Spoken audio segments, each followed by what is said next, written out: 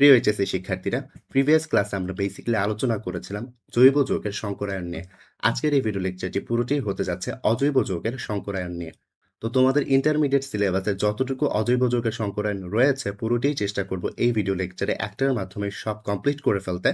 তো বুঝতেই পারছো এই ভিডিও লেকচারটি একটু লেন্দি হতে যাচ্ছে। আশা করি মনোযোগ সহকারে দেখলে সংকরায়ন রিলেটেড তোমাদের এইচএসসিতে আর কোনো ধরনের প্রবলেম থাকবে না। তো চলো প্রথমে একটা সামারি দেখে নেই যে কি হচ্ছে আমরা এই ভিডিও লেকচারটিতে শিখতে যাচ্ছি। প্রথমেই আমরা যেটা দেখব সেটা হচ্ছে সংকরায়নের প্রকারভেদ। আমরা তো অ আমরা তো জৈব যৌগের যখন সংকরায়ন পড়েছি তখন সংকরায়ন সম্পর্কে আমরা ব্রিফ একটা আইডিয়া পেয়ে এসেছি, রাইট? সো আজকে হচ্ছে সংকরায়ন কি ধরনের হতে পারে আর কি ধরনের সংকরায়ন তোমাদের এইচএসসি সিলেবাসে আছে সেগুলো নিয়ে আলোচনা করব। দেন যেটা দেখব সেটা হচ্ছে যৌগের কেন্দ্রীয় পরমাণুর মুক্ত জোড় সংখ্যা কিভাবে নির্ণয় করা যায়। তারপর যেটা দেখব সেটা হচ্ছে যৌগের কেন্দ্রীয় পরমাণুর সংকরায়ন কিভাবে নির্ণয় করতে হয়। দেন যেটা দেখব সেটা হচ্ছে যৌগের যে আকৃতিগুলো রয়েছে ওই আকৃতিগুলো কিভাবে বের করতে হয় এবং কিভাবে লিখতে হয় সেগুলো। দেন আমরা দেখব সংকরণের মাধ্যমে কোনো একটা অণুর গঠন আমরা কিভাবে ব্যাখ্যা করতে পারি। দেন লাস্টলি যেটা দেখব সেটা হচ্ছে ভিএসইপিআর তত্ত্ব বা হচ্ছে valence shell electron pair repulsion তত্ত্ব। সো প্রথমেই আমরা হচ্ছে সংকরণের প্রকারভেদ দিয়ে শুরু করব। দেন যৌগের কেন্দ্রীয় পরমাণুর মুক্ত জোড় সংখ্যা কিভাবে নির্ণয় করতে হয় সেটা বের করব। দেন যৌগের কেন্দ্রীয় পরমাণুর সংকরায়ন নির্ণয়, দেন যৌগের আকৃতি, দেন সংকরণের মাধ্যমে অণুর গঠন ব্যাখ্যা, দেন আমরা যেটা পড়বো সেটা হচ্ছে ভিএসইপিআর তত্ত্ব। তো এখানে যেটা মনে রাখবে সেটা হচ্ছে অজৈব যৌগের সংকরণটা পড়তে আমাদের কিন্তু এই সবগুলো কনসেপ্টই মাথায় রাখতে হবে। না রাখলে আমরা হচ্ছে অজৈব যৌগের যে সংকরণগুলো রয়েছে বা বোর্ড লেভেল বা অ্যাডমিশন লেভেলে যে কোয়েশ্চেন আসে সেগুলো অ্যান্সার করতে পারবো না। সো চলো প্রথমেই ক্লাস লেকচারটি সংকরায়নের প্রকারভেদ দিয়ে শুরু করা যাক। তো প্রিভিয়াস ক্লাসে আমরা যেহেতু সংকরায়ন কিভাবে হয় সেগুলো নিয়ে আলোচনা করে এসেছি, তাই সংকরায়ন প্রসেসটা নিয়ে হচ্ছে আমরা ইন ডিটেলস এই ভিডিও লেকচারে আলোচনা করব না। যদি হচ্ছে তোমাদের কোনো ল্যাকিং থাকে তাহলে হচ্ছে তোমরা আমার যে প্রিভিয়াস লেকচারটি ছিল সংকরায়ন নিয়ে জৈব যৌগের সংকরায়ন সেই ভিডিও লেকচারটি দেখে আসতে পারো। তো চলো প্রথমেই হচ্ছে সংকরণের প্রকারভেদ দিয়ে ক্লাসটা শুরু করা যাক। তো চলো প্রকারভেদটা একটা টেবিলের মাধ্যমে এঁকে নিই। ধরো যে তোমার যে যৌগটা রয়েছে, যৌগের যে কেন্দ্রীয় পরমাণু রয়েছে, সেই কেন্দ্রীয় পরমাণুর একটা s অরবিটাল এবং একটা p অরবিটাল সংকরায়নে অংশগ্রহণ করলো। তখন আমরা তাকে বলবো sp সংকরায়ন। এমন যদি হয় একটা s দুইটা p অরবিটাল সংকরায়নে অংশগ্রহণ করে তখন আমরা তাকে বলবো sp2। আর এমন যদি হয় একটা s তিনটা p অরবিটাল সংকরায়নে অংশগ্রহণ করছে তখন আমরা তাকে বলবো sp3 সংকরায়ন। আর যদি এমন হয় একটা s তিনটা পি একটা ডি অরবিটাল সংকরণে অংশগ্রহণ করছে তখন আমরা তাদের বলবো sp3d। আর যদি এমন হয় একটা s তিনটা পি দুইটা ডি অরবিটাল অংশগ্রহণ করছে তখন আমরা তাকে বলবো sp3d2 সংকরায়ন। অন্যদিকে এমন যদি হয় একটা s তিনটা পি এবং তিনটা ডি অরবিটাল সংকরায়নে অংশগ্রহণ করছে তখন আমরা তাদেরকে বলবো sp3d3 সংকরায়ন। তো এখান থেকে একটা জিনিস ভালো করে মাথায় ঢুকিয়ে নাও যেটা সেটা হচ্ছে সংকরায়ন পুরো একটা যৌগে হয় না। সংকরায়ন কোথায় হয়? সংকরায়ন হয় কেন্দ্রীয় পরমাণুতে। এটা কিন্তু আমি আগেই বলে এসেছিলাম প্রিভিয়াস ক্লাসে, যেটা সেটা হচ্ছে সংকরায়ন হবে হচ্ছে কেন্দ্রীয় পরমাণুতে একটা যৌগের। কখনোই একটা পুরো যৌগে সংকরায়ন হবে না। তো একটু লক্ষ্য করো এইখানে যেটা সেটা হচ্ছে এখানে এই যে সংকরায়নগুলো দেখছো, এখানে আমরা যে সংকরায়নগুলো লিখেছি শুধুমাত্র এই সংকরায়নগুলোই হচ্ছে তোমাদের ইন্টারমিডিয়েট লেভেল সিলেবাসে রয়েছে। বাট তার বাইরেও কিন্তু সংকরায়ন পসিবল, বাট তোমাদের এইচএসসি সিলেবাসে এতটুকুই রয়েছে, তাই এগুলো নিয়ে আমাদের আলোচনা সীমাবদ্ধ থাকবে। তোমরা যদি এখানে সংকরায়নগুলোতে খেয়াল করো তাহলে দেখবে যে এস এর কোথাও কিন্তু 2 নেই, তাই তো? এবং পি এর কোথাও 4 নেই, তাই না? এটা আসলে কেন? দেখো সংকরায়ন যখন আমরা লিখি তখন দেখো এস এর ক্ষেত্রে কখনোই দেখবে না যে এস 2 হয়েছে। কেন হয় না জানো? কারণ দেখো এস এর যে উপশক্তি স্তর, এস উপশক্তি স্তরের অরবিটাল থাকেই একটা। এস উপশক্তি স্তরে ২ টা অরবিটাল থাকতে পারে না। তাই এস এর এখানে সর্বোচ্চ মান 1 ই হতে পারে। অর্থাৎ S2 কখনো দেখবে না। অন্যদিকে দেখো এখানে পি এর কোথাও কিন্তু p4 নেই, তাই না? না থাকার কারণ কি? কারণ পি উপশক্তি স্তরের অরবিটালই থাকে সর্বোচ্চ ৩টা। তো তুমি ৪ নম্বর অরবিটাল কোত্থেকে পাবে? তাই যেটা হয় সেটা হচ্ছে পি এর জন্য এখানে কখনো 4 বসবে না উপরে পাওয়ার হিসেবে। অন্যদিকে ডি এর ক্ষেত্রে দেখো, ডি এর ক্ষেত্রে কিন্তু এখানে সর্বোচ্চ 3 রয়েছে আমাদের এইচএসসি সিলেবাসের জন্য, বাট D5 ও কিন্তু পসিবল। কারণ ডি এর সর্বোচ্চ অরবিটাল সংখ্যা 5, অর্থাৎ D5 ও পসিবল। বাট আমাদের যেহেতু হচ্ছে এখানে এইচএসসি সিলেবাসে নেই তাই আমরা সর্বোচ্চ D3 পর্যন্তই যাব। তো এইখানে দেখো এই যে সংকরায়নগুলো লিখলাম, সংকরায়নের মাঝখানে দেখো sp সংকরায়ন যখন হয় সেখানে কয়টা অরবিটাল পার্টিসিপেট করেছে? ২ টা না? একটা s অরবিটাল, একটা p অরবিটাল। তাই তাকে বলা হয় সংকর অরবিটাল সংখ্যা sp সংকরায়নে হবে হচ্ছে 2। অন্যদিকে sp2 সংকরায়নে সংকর অরবিটাল সংখ্যা কয়টা? ৩টা। একটা s ২টা p, তাই তো? যদি sp3 বলি ৪ টা, একটা s ৩ টা p। যদি বলি sp3d তখন কি বলব? ৫ টা, একটা s ৩ টা p, একটা d অরবিটাল। অন্যদিকে যদি বলি sp3d2 তাহলে বলব ৬ টা শঙ্কর অরবিটাল অর্থাৎ s একটা, p ৩ টা, d ২ টা। আর যদি বলি sp3d3 তাহলে শঙ্কর অরবিটাল সংখ্যা হবে ৭ টা। কেন? কারণ এই যে s একটা, p ৩ টা, d হচ্ছে ৩ টা, টোটাল ৭ টা শঙ্কর অরবিটাল। তো এই ক্ষেত্রে একটু খেয়াল রাখবে যেটা সেটা হচ্ছে শঙ্কর অরবিটাল সংখ্যা যদি আমরা জানি আমরা কিন্তু শঙ্করায়ন কত বলে ফেলতে পারি। যেটা সেটা হচ্ছে শঙ্কর অরবিটাল সংখ্যা যখনই 2 পাবে তার মানে শঙ্করায়ন sp, যদি 3 পাও sp2, 4 পেলে sp3, 5 পেলে sp3d, 6 পেলে sp3d2, 7 পেলে sp3d3। এভাবে হচ্ছে শঙ্কর অরবিটাল জানা থাকলে আমরা খুব ইজিলি হচ্ছে শঙ্করায়নটা বের করে ফেলতে পারি। এই যে শঙ্কর অরবিটাল থেকে শঙ্করায়ন যেভাবে বলে ফেলা এটা কিন্তু আমাদের লাস্টে গিয়ে প্রয়োজন হবে। সো এটা একটু মাথায় রাখবে। তো এই ছিল শঙ্করায়নের প্রকারভেদ। এখন চলো আমরা মুক্তজোড় ইলেকট্রন সংখ্যা কিভাবে নির্ণয় করতে পারি কোনো একটা যৌগের কেন্দ্রীয় পরমাণু সেটা শিখব। সবসময় মনে রাখবে মুক্তজোড় ইলেকট্রন সংখ্যা কিন্তু একটা যৌগের কেন্দ্রীয় পরমাণুর হয়ে থাকে। এখন কোয়েশ্চেন হতে পারে যে যৌগের কেন্দ্রীয় পরমাণু আসলে কোনটা? এটি কিন্তু আমি প্রিভিয়াস ক্লাসেই পড়ে এসেছি যেটা সেটা হচ্ছে ধরো তোমার কাছে অ্যামোনিয়া আছে। কেমন? তোমার কাছে অ্যামোনিয়া অর্থাৎ NH3 আছে। তো অ্যামোনিয়া যেটা আছে বা NH3 যেটা আছে তাতে দেখো হাইড্রোজেন যেগুলো আছে সবগুলোই কিন্তু নাইট্রোজেনের সাথে যুক্ত থাকে, তাই না? অ্যামোনিয়াতে নাইট্রোজেনের সাথেই কিন্তু সবগুলো হাইড্রোজেন যুক্ত থাকে। তো এখানে দেখতে পাচ্ছ যে নাইট্রোজেনের সাথেই সবাই কি যুক্ত আছে না? তাই নাইট্রোজেন কেন্দ্রীয় পরমাণু। অর্থাৎ আমরা বলতে পারি কোনো একটা যৌগতে সবগুলো পরমাণু যে একটা পরমাণুর সাথে যুক্ত থাকে সেই হচ্ছে কেন্দ্রীয় পরমাণু। আর যদি শর্টকাটে মনে রাখতে চাও যেটা মনে রাখতে পারো দেখো এখানে অ্যামোনিয়াতে নাইট্রোজেন কেন্দ্রীয় পরমাণু না? দেখো নাইট্রোজেন কিন্তু সংখ্যায় কম আছে। অর্থাৎ কোনো একটা যৌগতে সংখ্যায় যে কম সেই হচ্ছে কেন্দ্রীয় পরমাণু। বা বলতে পারি কোনো একটা যৌগতে যে পরমাণুর সাথে সবাই যুক্ত তাকেই বলা হয় কেন্দ্রীয় পরমাণু। আশা করি বুঝতে পেরেছ। তো এবার চলো আমরা ডিরেক্টলি চলে যাই যে কোনো একটা যৌগের কেন্দ্রীয় পরমাণু যেটা আছে তার মুক্তজোড় ইলেকট্রন সংখ্যা আমরা কিভাবে বের করব। তো এটা বেসিক্যালি আমরা একটা সূত্রের মাধ্যমে করব। আর এই সূত্রের মাধ্যমে করার আগে বা সূত্রটা দেখার আগে কিছু মৌলের যোজনী আমাদের একটু জেনে নেওয়া দরকার। কিরকম দেখো মুক্তজোড় ইলেকট্রন সংখ্যা যখনই নির্ণয় করবে তখন কয়েকটা মৌলের যোজনী তোমাদের প্রয়োজন হবে। তাই আমি একটু লিখে নিচ্ছি দেখো হ্যালোজেন যেগুলো আছে অর্থাৎ গ্রুপ নাম্বার 17 যারা আছে যেমন ফ্লোরিন, ক্লোরিন, ব্রোমিন, আয়োডিন তাদের যোজনী হয়ে থাকে 1। অন্যদিকে হাইড্রোজেনের যে যোজনী 1 এটাও তো আমরা জানি, রাইট? আর অক্সিজেনের যে যোজনী সেটা হয়ে থাকে 2, রাইট? তো এই যোজনীগুলো একটু মাথায় রাখবে। সো এবার আসি কেন্দ্রীয় পরমাণুর যে মুক্তজোড় ইলেকট্রন সংখ্যা কিভাবে নির্ণয় করতে হয় সেটা কিভাবে বের করবে। সেটা সূত্র হচ্ছে আসলে এটা। তো এই সূত্রতে কার কি পরিচয় জানার আগে একটু আরেকটা এক্সট্রা কথা জেনে রাখি যেটা সেটা হচ্ছে এই যে সূত্রটি দেখতে পাচ্ছ এই সূত্র দিয়ে তুমি হচ্ছে নিরপেক্ষ যৌগ প্লাস হচ্ছে কোনো একটা যৌগে যদি প্লাস চার্জ থাকে বা মাইনাস চার্জ থাকে সেগুলোরও হচ্ছে মুক্তজোড় ইলেকট্রন সংখ্যা বের করতে পারবে। তাই এই সূত্রটি ভালো করে মাথায় রাখবে কারণ ইন্টারমিডিয়েট লেভেলে এই সূত্রটা অনেক বেশি কাজে আসবে। তো এবার চলো এই সূত্রে কার কি পরিচয় সেটা একটু দেখে নিই। এখানে এলপি দিয়ে আসলে বোঝাচ্ছি মুক্তজোড়ের সংখ্যা যে কয়টা মুক্তজোড় আছে এখানে। এলপি দিয়ে কি বোঝাচ্ছি? কয়টা মুক্তজোড় আছে। আর অন্যদিকে এক্স কি? এক্স হচ্ছে যেই যৌগের কেন্দ্রীয় পরমাণুর তুমি হচ্ছে মুক্তজোড় সংখ্যা বের করতে চাচ্ছ সেই কেন্দ্রীয় পরমাণুর যোজ্যতা স্তরের ইলেকট্রন সংখ্যা। একটু পর এক্সাম্পল দিলেই ব্যাপারটা ক্লিয়ার হয়ে যাবে। এবং এ হচ্ছে কেন্দ্রীয় পরমাণুর সাথে যুক্ত পরমাণুর সংখ্যা এবং ভি যেটা ভি এর পরিচয় হচ্ছে কেন্দ্রীয় পরমাণুর সাথে যে যুক্ত আছে তার যোজনী। আর এখানে মাইনাস চিহ্ন সহ চার্জ বসাবে ডিভাইডেড বাই 2। এটাই হচ্ছে সূত্রটা। তো একটু খেয়াল করো এক্সাম্পলের মাধ্যমে ব্যাপারটা একটু ক্লিয়ার হয়ে নেই। দেখো এখানে বলা হয়েছে NH4 প্লাস যৌগতে নাইট্রোজেনের মুক্তজোড় বের করবে। তুমি কি করবে? নাইট্রোজেনের মুক্তজোড় বের করবে। এখানে একটু খেয়াল রাখো আমরা মুক্তজোড় বের করছি, আমরা মুক্তজোড় ইলেকট্রন বের করছি না, আমরা যেটা বের করছি সেটা হচ্ছে মুক্তজোড়। তো এখানে NH4 প্লাসের নাইট্রোজেনের যদি হচ্ছে অর্থাৎ কেন্দ্রীয় পরমাণু যদি মুক্তজোড় ইলেকট্রন বের করতে চাও তাহলে যেটা করবে প্রথমেই কেন্দ্রীয় পরমাণু অর্থাৎ যেটা সংখ্যায় কম আছে বা যার সাথে সবাই যুক্ত যে পরমাণুগুলো তার ইলেকট্রন বিন্যাসটা করে নিতে হবে। সো নাইট্রোজেনের ইলেকট্রন বিন্যাস তোমরা সবাই জানি, তাই তো? এখন আমরা যেটা বের করবো সেটা হচ্ছে মুক্তজোড় বের করবো, তাই না? সো মুক্তজোড় বের করার জন্য সূত্র কি ছিল দেখো প্রথমে এখানে এক্স কি? এক্স হচ্ছে কেন্দ্রীয় পরমাণুর যোজ্যতা স্তরের ইলেকট্রন সংখ্যা। তো একটু খেয়াল করি এখানে কেন্দ্রীয় পরমাণুর যোজ্যতা স্তরের ইলেকট্রন কয়টা আছে? দেখো যোজ্যতা স্তর কোনটা? 2s2 2p3, তাই তো? এখানে টোটাল 5টা ইলেকট্রন আছে তাই এখানে 5 বসিয়েছি। অন্যদিকে এ কি ছিল? এ ছিল হচ্ছে যুক্ত পরমাণুর সংখ্যা। এখানে কয়টা পরমাণু যুক্ত আছে? 4টা না? তাই এখানে 4 বসিয়েছি। আর ভি কি ছিল? যুক্ত যে পরমাণু আছে আছে তার যোজনী কত? এখানে যুক্ত কি আছে? হাইড্রোজেন আছে না? হাইড্রোজেনের যোজনী কত? দেখো হাইড্রোজেনের যোজনী ১, তাই এখানে 1 বসিয়েছি। আর এইখানে মাইনাস দিয়ে কি লিখব? চিহ্ন সহ চার্জ, তাই তো? তো একটু খেয়াল করো, এইখানে কি রয়েছে? প্লাস চার্জ রয়েছে না? তাই এখানে +1 বসিয়েছি, রাইট? তো এটার হিসাব নিকাশ করলে আমাদের অ্যান্সার যেটা আসবে সেটা হচ্ছে 0, অর্থাৎ NH4+ বা অ্যামোনিয়াম আয়নে কোনো মুক্তজোড় নেই।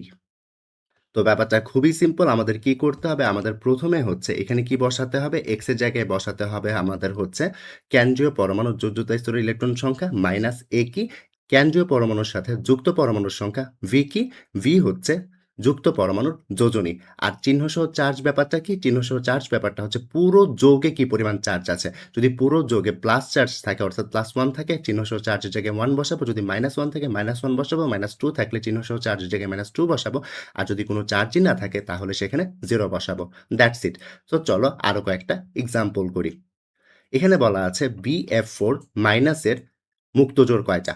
তো এখানে কিন্তু উপরে একটা হেডিং এ ভুল আছে। এটা হবে মুক্তজোড় ইলেকট্রন সংখ্যা না, এটা হবে মুক্তজোড় সংখ্যা। আমরা মুক্তজোড় সংখ্যা বের করছি।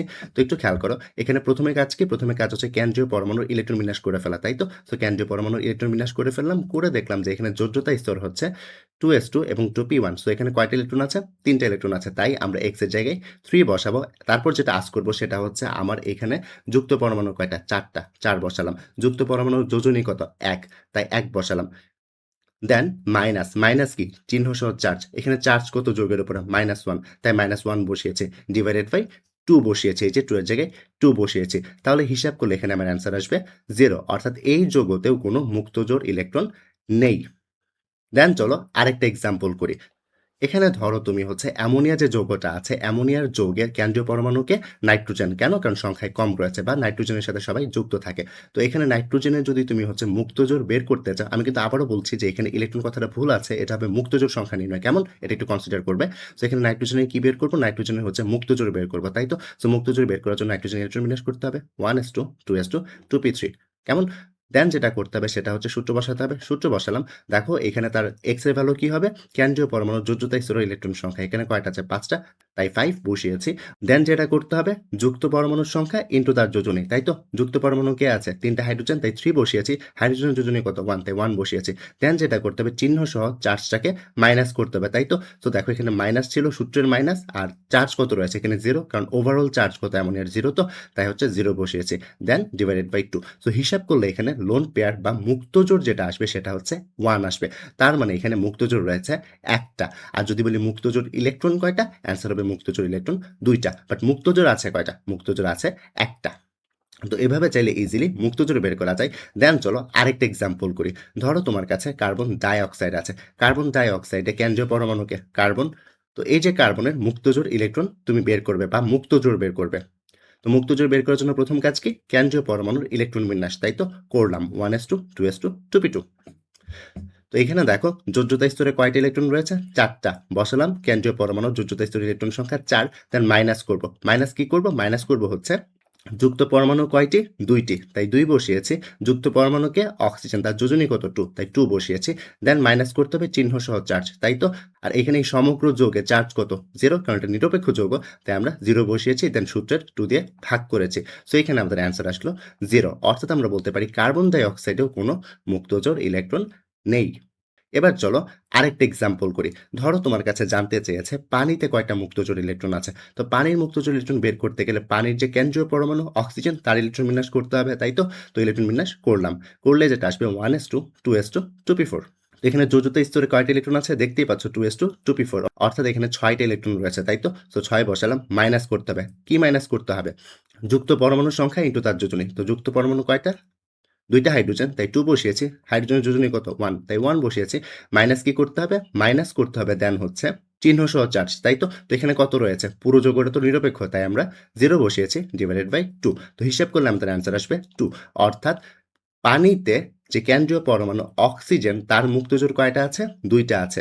তাহলে মুক্তজোড় ইলেকট্রন কয়টা? মুক্তজোড় ইলেকট্রন হচ্ছে 4টা। তো এখানে আমরা বলতে পারি মুক্তজোড় আছে হচ্ছে 2টা এবং মুক্তজোড় ইলেকট্রন আছে টোটাল 4টা। তো এভাবে চাইলে পানিতেও হচ্ছে কেন্দ্রীয় পরমাণুর মুক্তজোড় বা মুক্তজোড় ইলেকট্রন সংখ্যাটা বের করা যাচ্ছে। তো এই তো গেল পানি। এবার চলো PH3 যে যৌগটি রয়েছে সেখানে ফসফরাস যে কেন্দ্রীয় পরমাণুটি আছে তার মুক্তজোড় বের করি। দেখো প্রথমে কি করতে হবে, কেন্দ্রীয় পরমাণুর ইলেকট্রন বিন্যাস করলাম, করে দেখলাম যে তার যে যোজ্যতা স্তর রয়েছে, অর্থাৎ যোজ্যতা স্তর এই ক্ষেত্রে 3s2 3p3। তো এখানে কয়টা ইলেকট্রন আছে, টোটাল ইলেকট্রন আছে 5টা। তো আমরা যদি লোন পেয়ার বা মুক্তজোড় বের করতে চাই তাহলে আমরা কি করব, প্রথমে আমরা লিখব হচ্ছে কেন্দ্রীয় পরমাণুর যোজ্যতা স্তরের ইলেকট্রন সংখ্যা, যেটা এখানে 5, এই যে 5 রয়েছে, মাইনাস কি করব, মাইনাস করব হচ্ছে কয়টা পরমাণু যুক্ত রয়েছে, এখানে 3টা হাইড্রোজেন রয়েছে তাই 3 দিয়েছি, ইনটু তার যোজনী, যুক্ত পরমাণু যোজনী। তো এখানে হাইড্রোজেনের যোজনী যেহেতু 1 তাই 1 বসিয়েছি, মাইনাস কি করব, চিহ্ন সহ চার্জ। তো এখানে চার্জ কত রয়েছে, 0 রয়েছে, তাই 0 মাইনাস করেছি, ডিভাইডেড বাই সূত্রের 2। হিসাব করলে আমাদের অ্যান্সার আসবে 1, অর্থাৎ PH3 যৌগতে মুক্তজোড় আছে একটা, অর্থাৎ মুক্তজোড় ইলেকট্রন আছে 2টা। সো এভাবে চাইলে খুব ইজিলি আমরা মুক্তজোড় বের করে ফেলতে পারি। আর এই মুক্তজোড় বের করাটা খুবই ইম্পর্টেন্ট, যেটা আমাদের সংকরণে খুব বেশি পরিমাণ কাজে লাগবে। তো এখানে তোমরা একটা জিনিস খেয়াল করলে দেখবে, মুক্তজোড় ইলেকট্রন সংখ্যা বের করা বা মুক্তজোড়ের সংখ্যা যেটা বের করা, সেটা কিন্তু এখানে আমরা হচ্ছে সূত্র ব্যবহার করে বের করেছি। এটা করার কারণটা হচ্ছে যাতে করে যে কোনো যৌগ, হয় সেটা নিউট্রাল বা পজিটিভলি চার্জড বা নেগেটিভলি চার্জড, যাই হোক, তাদের যাতে আমরা মুক্তজোড় ইজিলি বের করে ফেলতে পারি। বাট দেখো, আমরা কিন্তু নিরপেক্ষ পরমাণুর যে মুক্তজোড় সংখ্যা, সেটা কিন্তু মুখে মুখেও হিসাব করে বের করতে পারি সূত্র ইউজ না করে। সেটা একটু শিখে নাও। দেখো এখানে যেটা মনে রাখতে হবে সেটার জন্য দেখো, সবসময় মনে রাখবে যে গ্রুপ 1 এর যে মৌলসমূহ রয়েছে তাদের যে হচ্ছে যোজ্যতা স্তরের ইলেকট্রন সংখ্যা সেটা হয় 1, আর গ্রুপ 2 এর যে মৌলগুলো রয়েছে তাদের যোজ্যতা স্তরের ইলেকট্রন সংখ্যা হয় 2। অন্যদিকে গ্রুপ 13 এর জন্য হয় হচ্ছে 3, গ্রুপ 14 এর মৌলগুলোর যোজ্যতা স্তরের ইলেকট্রন সংখ্যা হচ্ছে 4, গ্রুপ 15 এর জন্য 5, গ্রুপ 16 এর জন্য 6, গ্রুপ 17 এর জন্য হচ্ছে 7 এবং গ্রুপ 18 এর জন্য হচ্ছে 8। এটা যদি একটু মাথায় রাখতে পারো তাহলে কিন্তু মুখে মুখেই হচ্ছে মুক্তজোড়ের হিসাবটা করে ফেলতে পারবে। তো কি মাথায় রাখতে বললাম, গ্রুপ 1 এর মৌলগুলোর যোজ্যতা স্তরের ইলেকট্রন সংখ্যা হচ্ছে 1, গ্রুপ 2 এর জন্য 2, গ্রুপ 13 এর জন্য 3, গ্রুপ 14 এর জন্য 4, গ্রুপ 15 এর জন্য 5, গ্রুপ 16 এর জন্য 6, গ্রুপ 17 এর জন্য 7, গ্রুপ 18 এর জন্য 8। তাহলে কিভাবে পারো দেখো, এখানে যে ফসফরাস আছে, ফসফরাস কত নম্বর গ্রুপের মৌল, 15 নম্বর গ্রুপের মৌল, তাহলে তার যোজ্যতা স্তরের ইলেকট্রন সংখ্যা কত, 5, রাইট? তো একটু খেয়াল করো, এখানে ফসফরাসের যোজ্যতা স্তরের ইলেকট্রন সংখ্যা 5, দেখো এখানে 5। তো তার যেহেতু যোজ্যতা স্তরের ইলেকট্রন সংখ্যা 5, সে যুক্ত আছে 3টা হাইড্রোজেনের সাথে। তো 3টা হাইড্রোজেনের সাথে যুক্ত হতে গেলে সে নিজে 3টা ইলেকট্রন দিবে, রাইট? তার যোজ্যতা স্তরের ইলেকট্রন সংখ্যা ছিল 5, তো সে 3টা হাইড্রোজেনের সাথে সমযোজী বন্ধন তৈরি করতে 3টা ইলেকট্রন ইউজ করে ফেলল। তাহলে তার আর কয়টা বাকি আছে? 2টা ইলেকট্রন বাকি আছে। তো 2টা ইলেকট্রন মানে কয়টা মুক্তজোড়? একটা মুক্তজোড়, তাই এখানে একটা মুক্তজোড় হয়েছে। তো চাইলে কিন্তু প্রিভিয়াস যে প্রবলেমগুলো করেছি সেগুলো কিন্তু আমরা এভাবে করতে পারি। কেমন দেখো, ধরো তোমার কাছে পানিতে অক্সিজেনের মুক্তজোড় সংখ্যা জানতে চেয়েছে, তাহলে তুমি কি করবে? তুমি সিম্পলি যেটা করবা দেখো, এখানে যে অক্সিজেন আছে, অক্সিজেনের যোজ্যতা কত? অক্সিজেনের যোজ্যতা স্তরের ইলেকট্রন সংখ্যা হচ্ছে 6। কেন 6? কারণ সে গ্রুপ 16 নম্বরের মৌল। তো সে যেহেতু গ্রুপ 16 নম্বরের মৌল, তাহলে তার কয়টা ইলেকট্রন থাকবে যোজ্যতা স্তরে? 6টা। দেখো এখানে 6টাই আছে। তো তার যেহেতু হচ্ছে যোজ্যতা স্তরের ইলেকট্রন সংখ্যা 6, সে যুক্ত আছে কয়টা হাইড্রোজেনের সাথে? 2টা হাইড্রোজেনের সাথে। তাহলে তার কয়টা ইলেকট্রন লাগবে 2টা হাইড্রোজেনের সাথে সমযোজী বন্ধন করতে? 2টা। তাহলে ইলেকট্রন কয়টা বাকি আছে? 4টা। তাহলে এখানে 4টা ইলেকট্রন বাকি থাকলে মুক্তজোড় ইলেকট্রন সংখ্যা হচ্ছে 4। তাহলে মুক্তজোড় কয়টা? 2টা। তাই এখানে তার মুক্তজোড় সংখ্যা 2। সিমিলার ওয়েতে চাইলে কিন্তু আমরা আগের যে আরেকটা এক্সাম্পল করেছি, যেমন কার্বন ডাই অক্সাইড, সেটাও কিন্তু বের করতে পারি। কিভাবে দেখো, এই যে কার্বন ডাই অক্সাইড আছে, কার্বন ডাই অক্সাইডের কার্বন হচ্ছে কেন্দ্রীয় পরমাণু। সো কার্বন যেহেতু কেন্দ্রীয় পরমাণু, কার্বন কত নম্বর গ্রুপের মৌল? কার্বন হচ্ছে গ্রুপ 14 এর মৌল, তাই তার যোজ্যতা স্তরের ইলেকট্রন সংখ্যা 4। আর এইখানে দেখো অক্সিজেন যেটা রয়েছে, অক্সিজেনের কিন্তু আবার যোজনী 2, অর্থাৎ একটা অক্সিজেনের সাথে বন্ধন করতে 2টা ইলেকট্রন লাগে। তাই এখানে যেহেতু 2টা অক্সিজেন রয়েছে, তাই ইলেকট্রন লাগবে কার্বনের 4টা। তাহলে মুক্তজোড় কয়টা থাকবে? মুক্তজোড় এখানে একটাও থাকবে না। তাই এখানে মুক্তজোড় সংখ্যা এসেছিল 0। এই ব্যাপারটি আমি আবার বলছি, দেখো নরমালি হাইড্রোজেনের সাথে বন্ধন করতে ইলেকট্রন লাগে একটা, কারণ হাইড্রোজেনের যোজনী 1। বাট অক্সিজেনের সাথে বন্ধন করতে ইলেকট্রন লাগবে কার্বনের 2টা করে, কারণ অক্সিজেনের যোজনী 2। তো কার্বনের যেহেতু এখানে ইলেকট্রন যোজ্যতা স্তরে 4টা রয়েছে, অক্সিজেন একটার সাথে বন্ধন করতে তার যেহেতু 2টা ইলেকট্রন লাগবে, তাহলে এখানে 2টার সাথে করতে কয়টা লাগবে? 4টা লাগবে, অর্থাৎ 4 - 4। তার এখানে মুক্তজোড় ইলেকট্রন এই ক্ষেত্রে আর থাকবে না। তো আশা করি এভাবে চাইলে তোমরা খুব ইজিলি মুক্তজোড় বের করে ফেলতে পারবে, সূত্রের মাধ্যমে হোক বা শর্টকাটের মাধ্যমে হোক। জাস্ট খালি মনে রাখবে যে গ্রুপ 1 এর জন্য যোজ্যতা স্তরের ইলেকট্রন সংখ্যা 1, গ্রুপ 2 এর জন্য 2, 13 এর জন্য 3, 14 এর জন্য 4, এভাবে সো অন চলতে থাকবে। সো এভাবে চাইলে খুব ইজিলি মুক্তজোড় ইলেকট্রন সংখ্যা আমরা বের করতে পারি। তো এখন পর্যন্ত আমরা যা শিখলাম সেটা হচ্ছে সংকরণের প্রকারভেদ এবং একটা যৌগের কেন্দ্রীয় পরমাণুর মুক্তজোড় সংখ্যা আমরা কিভাবে নির্ণয় করতে পারি। এখন আমরা ডিরেক্টলি চলে যাব একটা যৌগের কেন্দ্রীয় পরমাণুর সংকরায়ন কিভাবে নির্ণয় করতে পারি সেটাতে। তো তার আগে একটু সংকরণের প্রকারভেদ যেটা ছিল সেটা একটু আমরা আরেকবার রিক্যাপ করে নিই, যেটা সেটা ছিল সংকর অরবিটাল সংখ্যা 2 পেলে আমরা বলবো sp সংকরণ, 3 পেলে sp2, 4 পেলে sp3, 5 পেলে sp3d, 6 পেলে sp3d2, 7 পেলে sp3d3। এটা একটু মাথায় রাখবে, তাহলেই আমাদের যে যৌগের যে কেন্দ্রীয় পরমাণুর সংকরণ নির্ণয় সেটা তোমাদের কাছে অনেক বেশি ইজিয়ার লাগবে। তো এখানে মেইনলি আমরা একটা প্রশ্নের মাধ্যমে আমাদের এইচএসসি সিলেবাসের যতগুলো যৌগের সংকরায়ন আছে সবগুলো করে ফেলার চেষ্টা করব।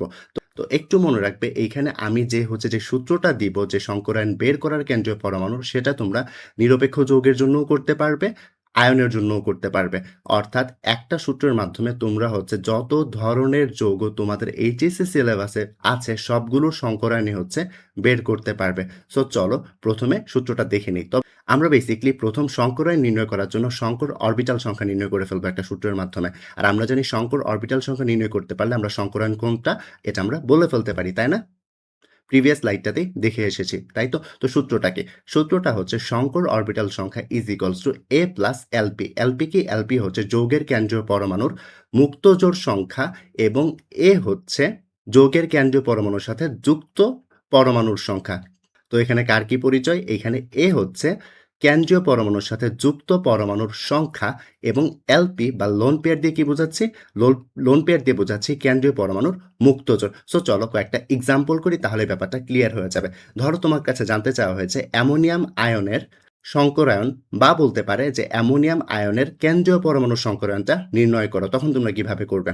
তো এখানে সংকর অরবিটাল সংখ্যা নির্ণয় সূত্রটা কি? a প্লাস এলপি, অর্থাৎ যুক্ত পরমাণুর সংখ্যা যোগ মুক্ত জোড়। তো কেন্দ্রীয় পরমাণুর সাথে যুক্ত পরমাণু এখানে কয়টা রয়েছে? 4টা, তাই 4 বসিয়েছি। আর একটু আগেই তো আমরা দেখে এসেছি যে অ্যামোনিয়াম প্লাসে নাইট্রোজেনের কোনো মুক্ত জোড় থাকে না, তাই তো? তাই এখানে লোন পেয়ারের জায়গায় 0 বসিয়েছি। তাহলে সংকর অরবিটাল সংখ্যা কত দাঁড়ালো? 4 দাঁড়ালো। আর আমরা তো দেখে এসেছি প্রিভিয়াস স্লাইডে 4 যখন সংকর অরবিটাল থাকে তখন যেন কি হয়? 4 যখন সংকর অরবিটাল থাকে তখন হয় sp3 সংকরায়ন, অর্থাৎ এইখানে অ্যামোনিয়াম আয়নে sp3 সংকরায়ন হচ্ছে। তো এইভাবে চাইলে খুব ইজিলি সংকরায়ন বের করে ফেলা যাচ্ছে। তারপর চলো BF4 মাইনাসে আমরা মুভ করি। দেখো BF4 মাইনাসে আমাদের কি করতে হবে? আবারও সংকর অরবিটাল বের করতে হবে। সংকর অরবিটালের সংজ্ঞাটা কি? সংকর অরবিটালের সূত্রটা কি? সূত্রটা কেন্দ্রীয় পরমাণুর সাথে যুক্ত পরমাণুর সংখ্যা, যেটা এখানে 4, কারণ দেখো কেন্দ্রীয় পরমাণু বোরন, তার সাথে যুক্ত পরমাণু 4টা ফ্লোরিন, অর্থাৎ এখানে 4 বসাবো। আর এখানে কোনো মুক্তজোড় ছিল না, তাই এখানে 0 বসিয়েছি। তো আমাদের অ্যান্সার আসবে 4। তো এখানেও sp3 সংকরায়ন হবে। তো চলো এবার পরের এক্সাম্পলে মুভ করি। ধরো বেরিলিয়াম ক্লোরাইডে বেরিলিয়ামের বা কেন্দ্রীয় পরমাণুর সংকরায়ন তোমরা বের করবে। তাহলে আবারও আগের সূত্র, যে সংকর অরবিটাল সংখ্যা মানে কি? সংকর অরবিটাল সংখ্যার সূত্র কি? সংকর অরবিটাল সংখ্যার সূত্রটা যুক্ত পরমাণুর সংখ্যা প্লাস মুক্তজোড়। তো যুক্ত পরমাণুর সংখ্যা, কেন্দ্রীয় পরমাণুর সাথে কয়টা ক্লোরিন যুক্ত আছে? 2টা, তাই 2 বসিয়েছি।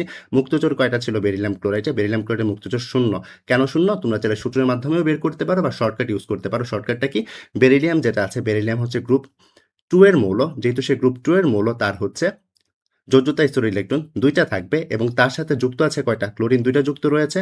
আর ক্লোরিন যেহেতু 2টা যুক্ত রয়েছে, ক্লোরিনের যোজনী 1, অর্থাৎ ক্লোরিনের সাথে বন্ধন গঠন করতে বেরিলিয়ামের ইলেকট্রন লাগবে 2টা, অর্থাৎ এখানে কোনো মুক্তজোড় ইলেকট্রনই নেই। সো এখানে যেহেতু কোনো মুক্তজোড় ইলেকট্রন নেই, তার মানে এখানে আমরা 0 বসাবো, রাইট? এই লোন পেয়ারের জায়গায় 0 বসাবো। তো হিসাব করলে অ্যান্সার আসবে 2, অর্থাৎ এখানে বেরিলিয়াম ক্লোরাইডের সংকর অরবিটাল 2টা। তো সংকর অরবিটাল 2টা হলে আমাদের কি সংকরায়ন? sp সংকরায়ন। সো আমাদের বেরিলিয়াম ক্লোরাইডের কেন্দ্রীয় পরমাণু বেরিলিয়ামের যে সংকরায়ন সেটা হবে sp সংকরায়ন। এবার চলো কার্বন ডাইঅক্সাইডে মুভ করি। কার্বন ডাইঅক্সাইডের সংকর অরবিটাল সংখ্যা কিভাবে বের করবো? আবারও আগের মতোই, যে যুক্ত পরমাণুর সংখ্যা, যেটা এখানে 2টা অক্সিজেন যুক্ত রয়েছে তাই 2 বসিয়েছি। মুক্তজোড় কয়টা ছিল কার্বন ডাইঅক্সাইডে? 0টা, তাই না? তাই 0 বসিয়েছি। তো হিসাব করলে আমাদের অ্যান্সার আসবে 2, অর্থাৎ কার্বন ডাইঅক্সাইডের কেন্দ্রীয় পরমাণুর সংকর অরবিটাল 2টা, অর্থাৎ কার্বন ডাইঅক্সাইডের সংকরায়ন হবে sp সংকরায়ন। তো এই তো গেল কার্বন ডাইঅক্সাইড। এবার চলো বোরন ক্লোরাইডের সংকর অরবিটাল সংখ্যা বের করে তার সংকরায়ন নির্ণয় করি। দেখো এখানে সংকর অরবিটাল কয়টা? এখানে সংকর অরবিটাল যে বের করবো সেটার সূত্র কি ছিল? সূত্র ছিল যুক্ত পরমাণুর সংখ্যা যোগ মুক্তজোড়, তাই তো? যুক্ত পরমাণু কয়টা আছে? 3টা। মুক্তজোড় কয়টা আছে? একটাও নেই, তাই এখানে 0 বসিয়েছি। মুক্তজোড় কেন নেই? কারণ দেখো বোরন বোরন গ্রুপ 13 এর মৌল। বোরন যেহেতু গ্রুপ 13 এর মৌল, তার যোজ্যতা স্তর ইলেকট্রন সংখ্যা 3। আর এখানে ক্লোরিন কয়টা যুক্ত আছে? 3টা যুক্ত আছে। তো 3টার জন্য সে 3টা ইলেকট্রন ইউজ করবে, তাহলে মুক্তজোড় কয়টা আছে? 0। তাই আমরা এখানে মুক্তজোড় 0 বসিয়েছি। তো আমাদের অ্যান্সার আসছে 3, তাই তো? সংকর অরবিটাল এখানে 3। আর 3 হলে যেন কি সংকরায়ন? 3 হলে sp টু সংকরায়ন, অর্থাৎ এখানে সংকরায়ন হবে sp2। আর এই যে মুক্ত জোড়ের ব্যাপারটা তোমরা চাইলে এভাবে হাতে ইজিলি করে ফেলতে পারো, বা চাইলে আগে যে সূত্রটি দেখে এসেছি সেটিও ইউজ করতে পারো। অন্যদিকে দেখো, এবার যদি মিথেনের সংকরায়ন বের করতে চাই, দেখো মিথেনের সংকর অরবিটাল কয়টা? সংকর অরবিটাল হচ্ছে কেন্দ্রীয় পরমাণুর সাথে যুক্ত পরমাণুর সংখ্যা, যেটা হচ্ছে এখানে 4, এবং মুক্ত জোড় তোমরা যদি ক্যালকুলেট করো অ্যান্সার আসবে 0, অর্থাৎ এখানে মিথেনের সংকর অরবিটাল হচ্ছে 4, আর 4 হলে কি sp3 সংকরায়ন। তোমাদের যদি মুক্ত জোড়ের প্রবলেম থাকে আমি আবারও দেখাচ্ছি। দেখো এখানে কার্বনের যোজনী কত? কার্বনের যোজনী 4। কেন? কার্বন গ্রুপ 14 এর মৌল। আর হাইড্রোজেন কয়টা যুক্ত আছে? 4টা। 4টার সাথে বন্ধন করতে কার্বনের 4টা ইলেকট্রন খরচ হবে, অর্থাৎ এখানে আর কোনো মুক্ত জোড় ইলেকট্রন থাকবে না, তাই এখানে মুক্ত জোড় 0 বসিয়েছে। তো এবার চলো আমরা আরেকটা মৌলের বের করি, যৌগের বের করি। দেখো এখানে অ্যামোনিয়ার হচ্ছে সংকরায়ন বের করতে বলা হয়েছে। তো অ্যামোনিয়ার যদি আমরা সংকর অরবিটাল বের করতে চাই, তাহলে আবার কি করব? যুক্ত পরমাণুর সংখ্যা। যুক্ত পরমাণুর সংখ্যা কত? 3। 3টে হাইড্রোজেন যুক্ত রয়েছে, তাই 3। এবং মুক্ত জোড় তো আমরা আগেই বের করে এসেছি। অ্যামোনিয়ার কয়টা ছিল? একটা ছিল। সো আমাদের অ্যান্সার আসবে এখানে 4, অর্থাৎ সংকর অরবিটাল যেটা আছে, সংকর অরবিটাল এখানে কত? 4টা। আর 4টা হলে আমাদের অ্যান্সার কি? sp3 সংকরায়ন, right? এবার চলো হাইড্রোজেন সালফাইডের বের করি। হাইড্রোজেন সালফাইডের সংকর অরবিটাল কত? তো তোমরা চাইলে এখানে মুক্ত জোড় ইলেকট্রনটা সূত্রের মাধ্যমে বের করতে পারো, আবার কিসের মাধ্যমে বের করতে পারো? আবার কিসের মাধ্যমে? মুখে মুখে হিসাব করতে পারো। তো আমি একটু এটাকে আবার সূত্রের মাধ্যমে দেখাচ্ছি। তোমরা চাইলে কিন্তু মুখে মুখেও করতে পারো, বাট আমি সূত্রের সাহায্যে আবার জিনিসটা দেখাচ্ছি। তাই তো এখানে যে কেন্দ্রীয় পরমাণু কি? সালফার রয়েছে। তো সালফারের ইলেকট্রন বিন্যাস এরকম, তার যোজ্যতা স্তরে কয়টা ইলেকট্রন রয়েছে? 6টা ইলেকট্রন রয়েছে, তাই তো। তো 6টা ইলেকট্রন যেহেতু রয়েছে, লোন পেয়ার যখন আমরা বের করব, কেন্দ্রীয় পরমাণুর যোজ্যতা স্তরে ইলেকট্রন সংখ্যা 6 মাইনাস যুক্ত পরমাণুর সংখ্যা। যুক্ত পরমাণু কয়টা? একটা, দুইটা, দুঃখিত, দুইটা রয়েছে, তাই 2 বসিয়েছি। যুক্ত পরমাণুর যোজনী কত? 1, তাই 1 বসিয়েছি। আর পুরো যোগে চার্জ কত? 0, তাই 0 বসিয়েছি, অর্থাৎ মাইনাস করেছি, ডিভাইডেড বাই 2। হিসাব করলে এখানে আনসার আসবে 2, অর্থাৎ এখানে সালফারের মুক্ত জোড় আছে হচ্ছে 2টা, তাই তো। তাহলে সংকর অরবিটাল কত? যুক্ত পরমাণুর সংখ্যা যোগ মুক্ত জোড়, তাই তো। মুক্ত জোড় যেহেতু এখানে 2টা, তাই এখানে 2 বসিয়েছি। আর যুক্ত পরমাণু কয়টা আছে? 2টা আছে, অর্থাৎ 2টা হাইড্রোজেন রয়েছে, তাই 2 বসিয়েছি। তো হিসাব করলে আমাদের অ্যান্সার আসবে 4। তো এই ক্ষেত্রে 4 যদি আমাদের সংকর অরবিটাল আসে, তাহলে আমাদের হাইব্রিডাইজেশন বা সংকরায়ন যেন কি? sp3 সংকরায়ন। চলো আরো এক্সাম্পল করি। এখানে পানির হচ্ছে সংকরায়ন জানতে চাওয়া হয়েছে, বা H2O তে অক্সিজেনের সংকরায়ন বা কেন্দ্রীয় পরমাণুর সংকরায়ন জানতে চাওয়া হয়েছে। তো কি করব? আবারও সংকর অরবিটাল সংখ্যা বের করে ফেলবো। তো এখানে যুক্ত পরমাণু কয়টা? 2টা, তাই 2 বসিয়েছি। এবং পানিতে মুক্ত জোড় কয়টা? অক্সিজেনের 2টা, তাই তো, যেটা আমরা বের করে এসেছি একটু আগে সূত্রের মাধ্যমে। সো যোগ করলে কত আসবে? 4 আসবে, অর্থাৎ এখানে যেহেতু সংকর অরবিটাল সংখ্যা 4, তার মানে পানির সংকরায়ন হচ্ছে sp3 সংকরায়ন। এবার চলো PCl5 এ কেন্দ্রীয় পরমাণু ফসফরাসের সংকর অরবিটাল বের করে ফেলি, বা সংকরায়নটা বের করি। তো সংকর অরবিটাল কি যেন ছিল? সংকর অরবিটাল ছিল যুক্ত পরমাণুর সংখ্যা। তো যুক্ত পরমাণুর সংখ্যা এখানে দেখতে পাচ্ছ 5টা ক্লোরিন আছে, তাই 5 বসিয়েছি। এবং PCl5 এ তোমরা যদি হিসাব করো কোনো মুক্ত জোড় পাবে না, অর্থাৎ শূন্য থাকবে, তাই এখানে আমাদের অ্যান্সারটা আসবে 5 + 0 5, অর্থাৎ এখানে যেহেতু 5 এসেছে আর 5 আসলে সংকরায়ন জন্য কি ছিল? সংকর অরবিটাল যখন 5, তখন সংকরায়নটাকে আমরা বলতাম sp3d সংকরায়ন। অর্থাৎ PCl5 এ কেন্দ্রীয় পরমাণু ফসফরাসের সংকরায়ন হচ্ছে sp3d সংকরায়ন। তো বুঝতেই পারছো এখানে সবচাইতে বেশি ইম্পর্টেন্ট যে জিনিসটা, সেটা হচ্ছে মুক্তজোড় সংখ্যা বের করা। সো মুক্তজোড় এজন্যই আমি তোমাদেরকে হাতে কলমেও শিখিয়েছি কিভাবে মুখে মুখে করতে হয়, আর হচ্ছে সূত্রের মাধ্যমেও শিখিয়েছি। এখন তোমাদের যেটা হচ্ছে ইজি হয় তোমরা সেটাই করো। তো এবার চলো নেক্সট এক্সাম্পল যেটা, সেটা হচ্ছে SF6, অর্থাৎ সালফারের যৌগ। সালফারের কেন্দ্রীয় পরমাণু কি? সালফার। কেন্দ্রীয় পরমাণু সালফার কেন? কারণ কেন্দ্রীয় পরমাণু যেটা আছে তার সাথে সবাই যুক্ত থাকে, বা কেন্দ্রীয় পরমাণু ওইটাই যেটা হচ্ছে সংখ্যায় কম, যদি শর্টকাটে মনে রাখতে চাই, রাইট? তো এখানে দেখো সংকর অরবিটাল যখন বের করব, সংকর অরবিটাল কিভাবে বের করব? যুক্ত পরমাণুর সংখ্যা যোগ মুক্ত জোড়। যুক্ত পরমাণু কয়টা? 6টা আছে ফ্লোরিন এখানে, তাই 6 বসিয়েছি। মুক্ত জোড় কয়টা? হিসাব করলে দেখবে এখানে 6 আসবে। হিসাব করলে দেখবে এখানে 0 আসবে। কেন 0 আসবে একটু খেয়াল করো। সালফার হচ্ছে গ্রুপ 16 এর। গ্রুপ 16 এর যেহেতু সে, তার যোজ্যতা স্তরে ইলেকট্রন সংখ্যা 6, তার সাথে আর ফ্লোরিন যুক্ত আছে 6টা। তো 6টার সাথে সে যখন বন্ধন করবে, 6টা ইলেকট্রন তার খরচ হয়ে যাবে। খরচ হয়ে গেলে সেখানে কোনো মুক্ত জোড় ইলেকট্রন থাকবে না। তো এখানে সংকর অরবিটাল কি দাঁড়াচ্ছে? সংকর অরবিটাল দাঁড়াচ্ছে এখানে 6। আর 6 যখন সংকর অরবিটাল, আমরা যেন কি সংকরায়ন বলতাম? sp3d2 সংকরায়ন। দেন চলো আরেকটা এক্সাম্পলে যাই, যেটা হচ্ছে IF7। তো IF7 এর সংকরায়নটা বের করব। কার সংকরায়ন বের করব? যৌগের কেন্দ্রীয় পরমাণুর সংকরায়ন। কারণ আমরা জানি পুরো যৌগের সংকরায়ন হবে না, সংকরায়ন হবে শুধুমাত্র যৌগের কেন্দ্রীয় পরমাণুতে। তো যদি বের করতে চাই, দেখো এখানে যুক্ত পরমাণু কয়টা? যুক্ত পরমাণু 7টা, তাই 7 বসিয়েছি। এবং IF7 এ আয়োডিন যেটা আছে, আয়োডিন হচ্ছে 17 নম্বর গ্রুপের এলিমেন্ট, অর্থাৎ তার যোজ্যতা স্তরে ইলেকট্রন সংখ্যা 7। তার যোজ্যতা স্থির ইলেকট্রন সংখ্যা এবং সে যুক্ত হয়েছে ৭ টা ফ্লোরিনের সাথে। তাহলে ৭ টা ইলেকট্রন খরচ হয়ে গেছে। তাই তো? তো খরচ হয়ে গেলে সেখানে কয়টা ইলেকট্রন বাকি আছে? একটাও না। অর্থাৎ তার কোনো মুক্তজোড় নাই সেখানে। তো এখানে তার যোগ করলে আমাদের যে হিসাবটা আসবে মুক্তজোড় হচ্ছে এখানে ০ থাকবে। আর এই যে হিসাবটা সেটা হচ্ছে ৭ আসে। অর্থাৎ এখানে সংকর অরবিটাল ৭ টা আর সংকর অরবিটাল ৭ টা থাকলে আমরা কি সংকরায়ন বলতাম?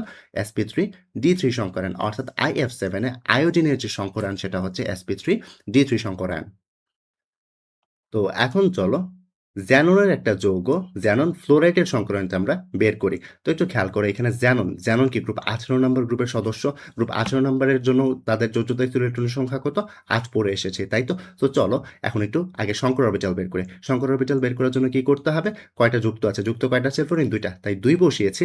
আর অন্যদিকে দেখো জ্যানন যেহেতু গ্রুপ 8 এর সদস্য অর্থাৎ তার যোজ্যতা স্থির ইলেকট্রন সংখ্যা 8 যুক্ত রয়েছে 2 টা ফ্লোরিনের সাথে। তাহলে সে ইলেকট্রন কয়টা খরচ করবে? 2 টা। তাহলে তার ইলেকট্রন বাকি থাকবে কয়টা? 6 টা। 6 টা যদি ইলেকট্রন বাকি থাকে তাহলে মুক্তজোড় ইলেকট্রন এখানে টোটাল আছে 6 টা। আর আমরা জানি তাহলে মুক্তজোড় কয়টা আছে? 6/2 অর্থাৎ এখানে 3 টা হচ্ছে তার মুক্তজোড় আছে, রাইট? তাই আমরা এখানে মুক্তজোড়ের জায়গায় 3 বসিয়েছি। আমি আবারও বলছি এটা হাতে কলমেও করতে পারো, চাইলে আবার হচ্ছে সূত্রের মাধ্যমেও করতে পারো। তো এইখানে যোগ করলে কত আসবে? যোগ করলে 5 আসবে সংকর অরবিটাল। আমরা জানি 5 আসলে আমরা যেন কি সংকরায়ন বলতাম? sp3d সংকরায়ন। অর্থাৎ এইখানে সংকরায়ন হবে sp3d সংকরায়ন। এবার চলো আরেকটা যোগে করি। এখানে দেখো যুক্ত পরমাণু কয়টা? 4। তাই 4 বসিয়েছি এবং মুক্তজোড় কয়টা? হিসাব করলে 2 পাবে, তাই 2 বসিয়েছি। তো সংকর অরবিটাল কয়টা? 6 টা। অর্থাৎ 6 যদি সংকর অরবিটাল হয় আমাদের হাইব্রিডাইজেশন বা সংকরায়ন যেটা সেটা হচ্ছে sp3d2 সংকরায়ন। অন্যদিকে আমরা যদি হচ্ছে জ্যাননের আরেকটা যৌগের হচ্ছে সংকরায়ন বের করতে চাই, দেখো এখানে যুক্ত পরমাণু কয়টা? 6 টা। 6 বসিয়েছি, মুক্তজোড় হিসাব করলে পাবে 1, তাই 1 বসিয়েছি। অ্যান্সার কত? অ্যান্সার আসবে হচ্ছে 7, অর্থাৎ সংকর অরবিটাল সংখ্যা 7 আর সংকর অরবিটাল সংখ্যা 7 হলে সংকরায়ন হবে sp3d3। এখানে যারা মুক্তজোড় নিয়ে আরো প্যারা খাচ্ছ আমি আবারও দেখাচ্ছি জিনিসটা দেখো। জ্যাননের যোজ্যতা স্তরের ইলেকট্রন 8 টা, তাই তো? যুক্ত আছে কয়টার সাথে? 6 টা ফ্লোরিনের সাথে। অর্থাৎ ইলেকট্রন জ্যানন খরচ করবে 6 টা। তাহলে এখানে বাকি থাকবে কয়টা ইলেকট্রন? 2 টা।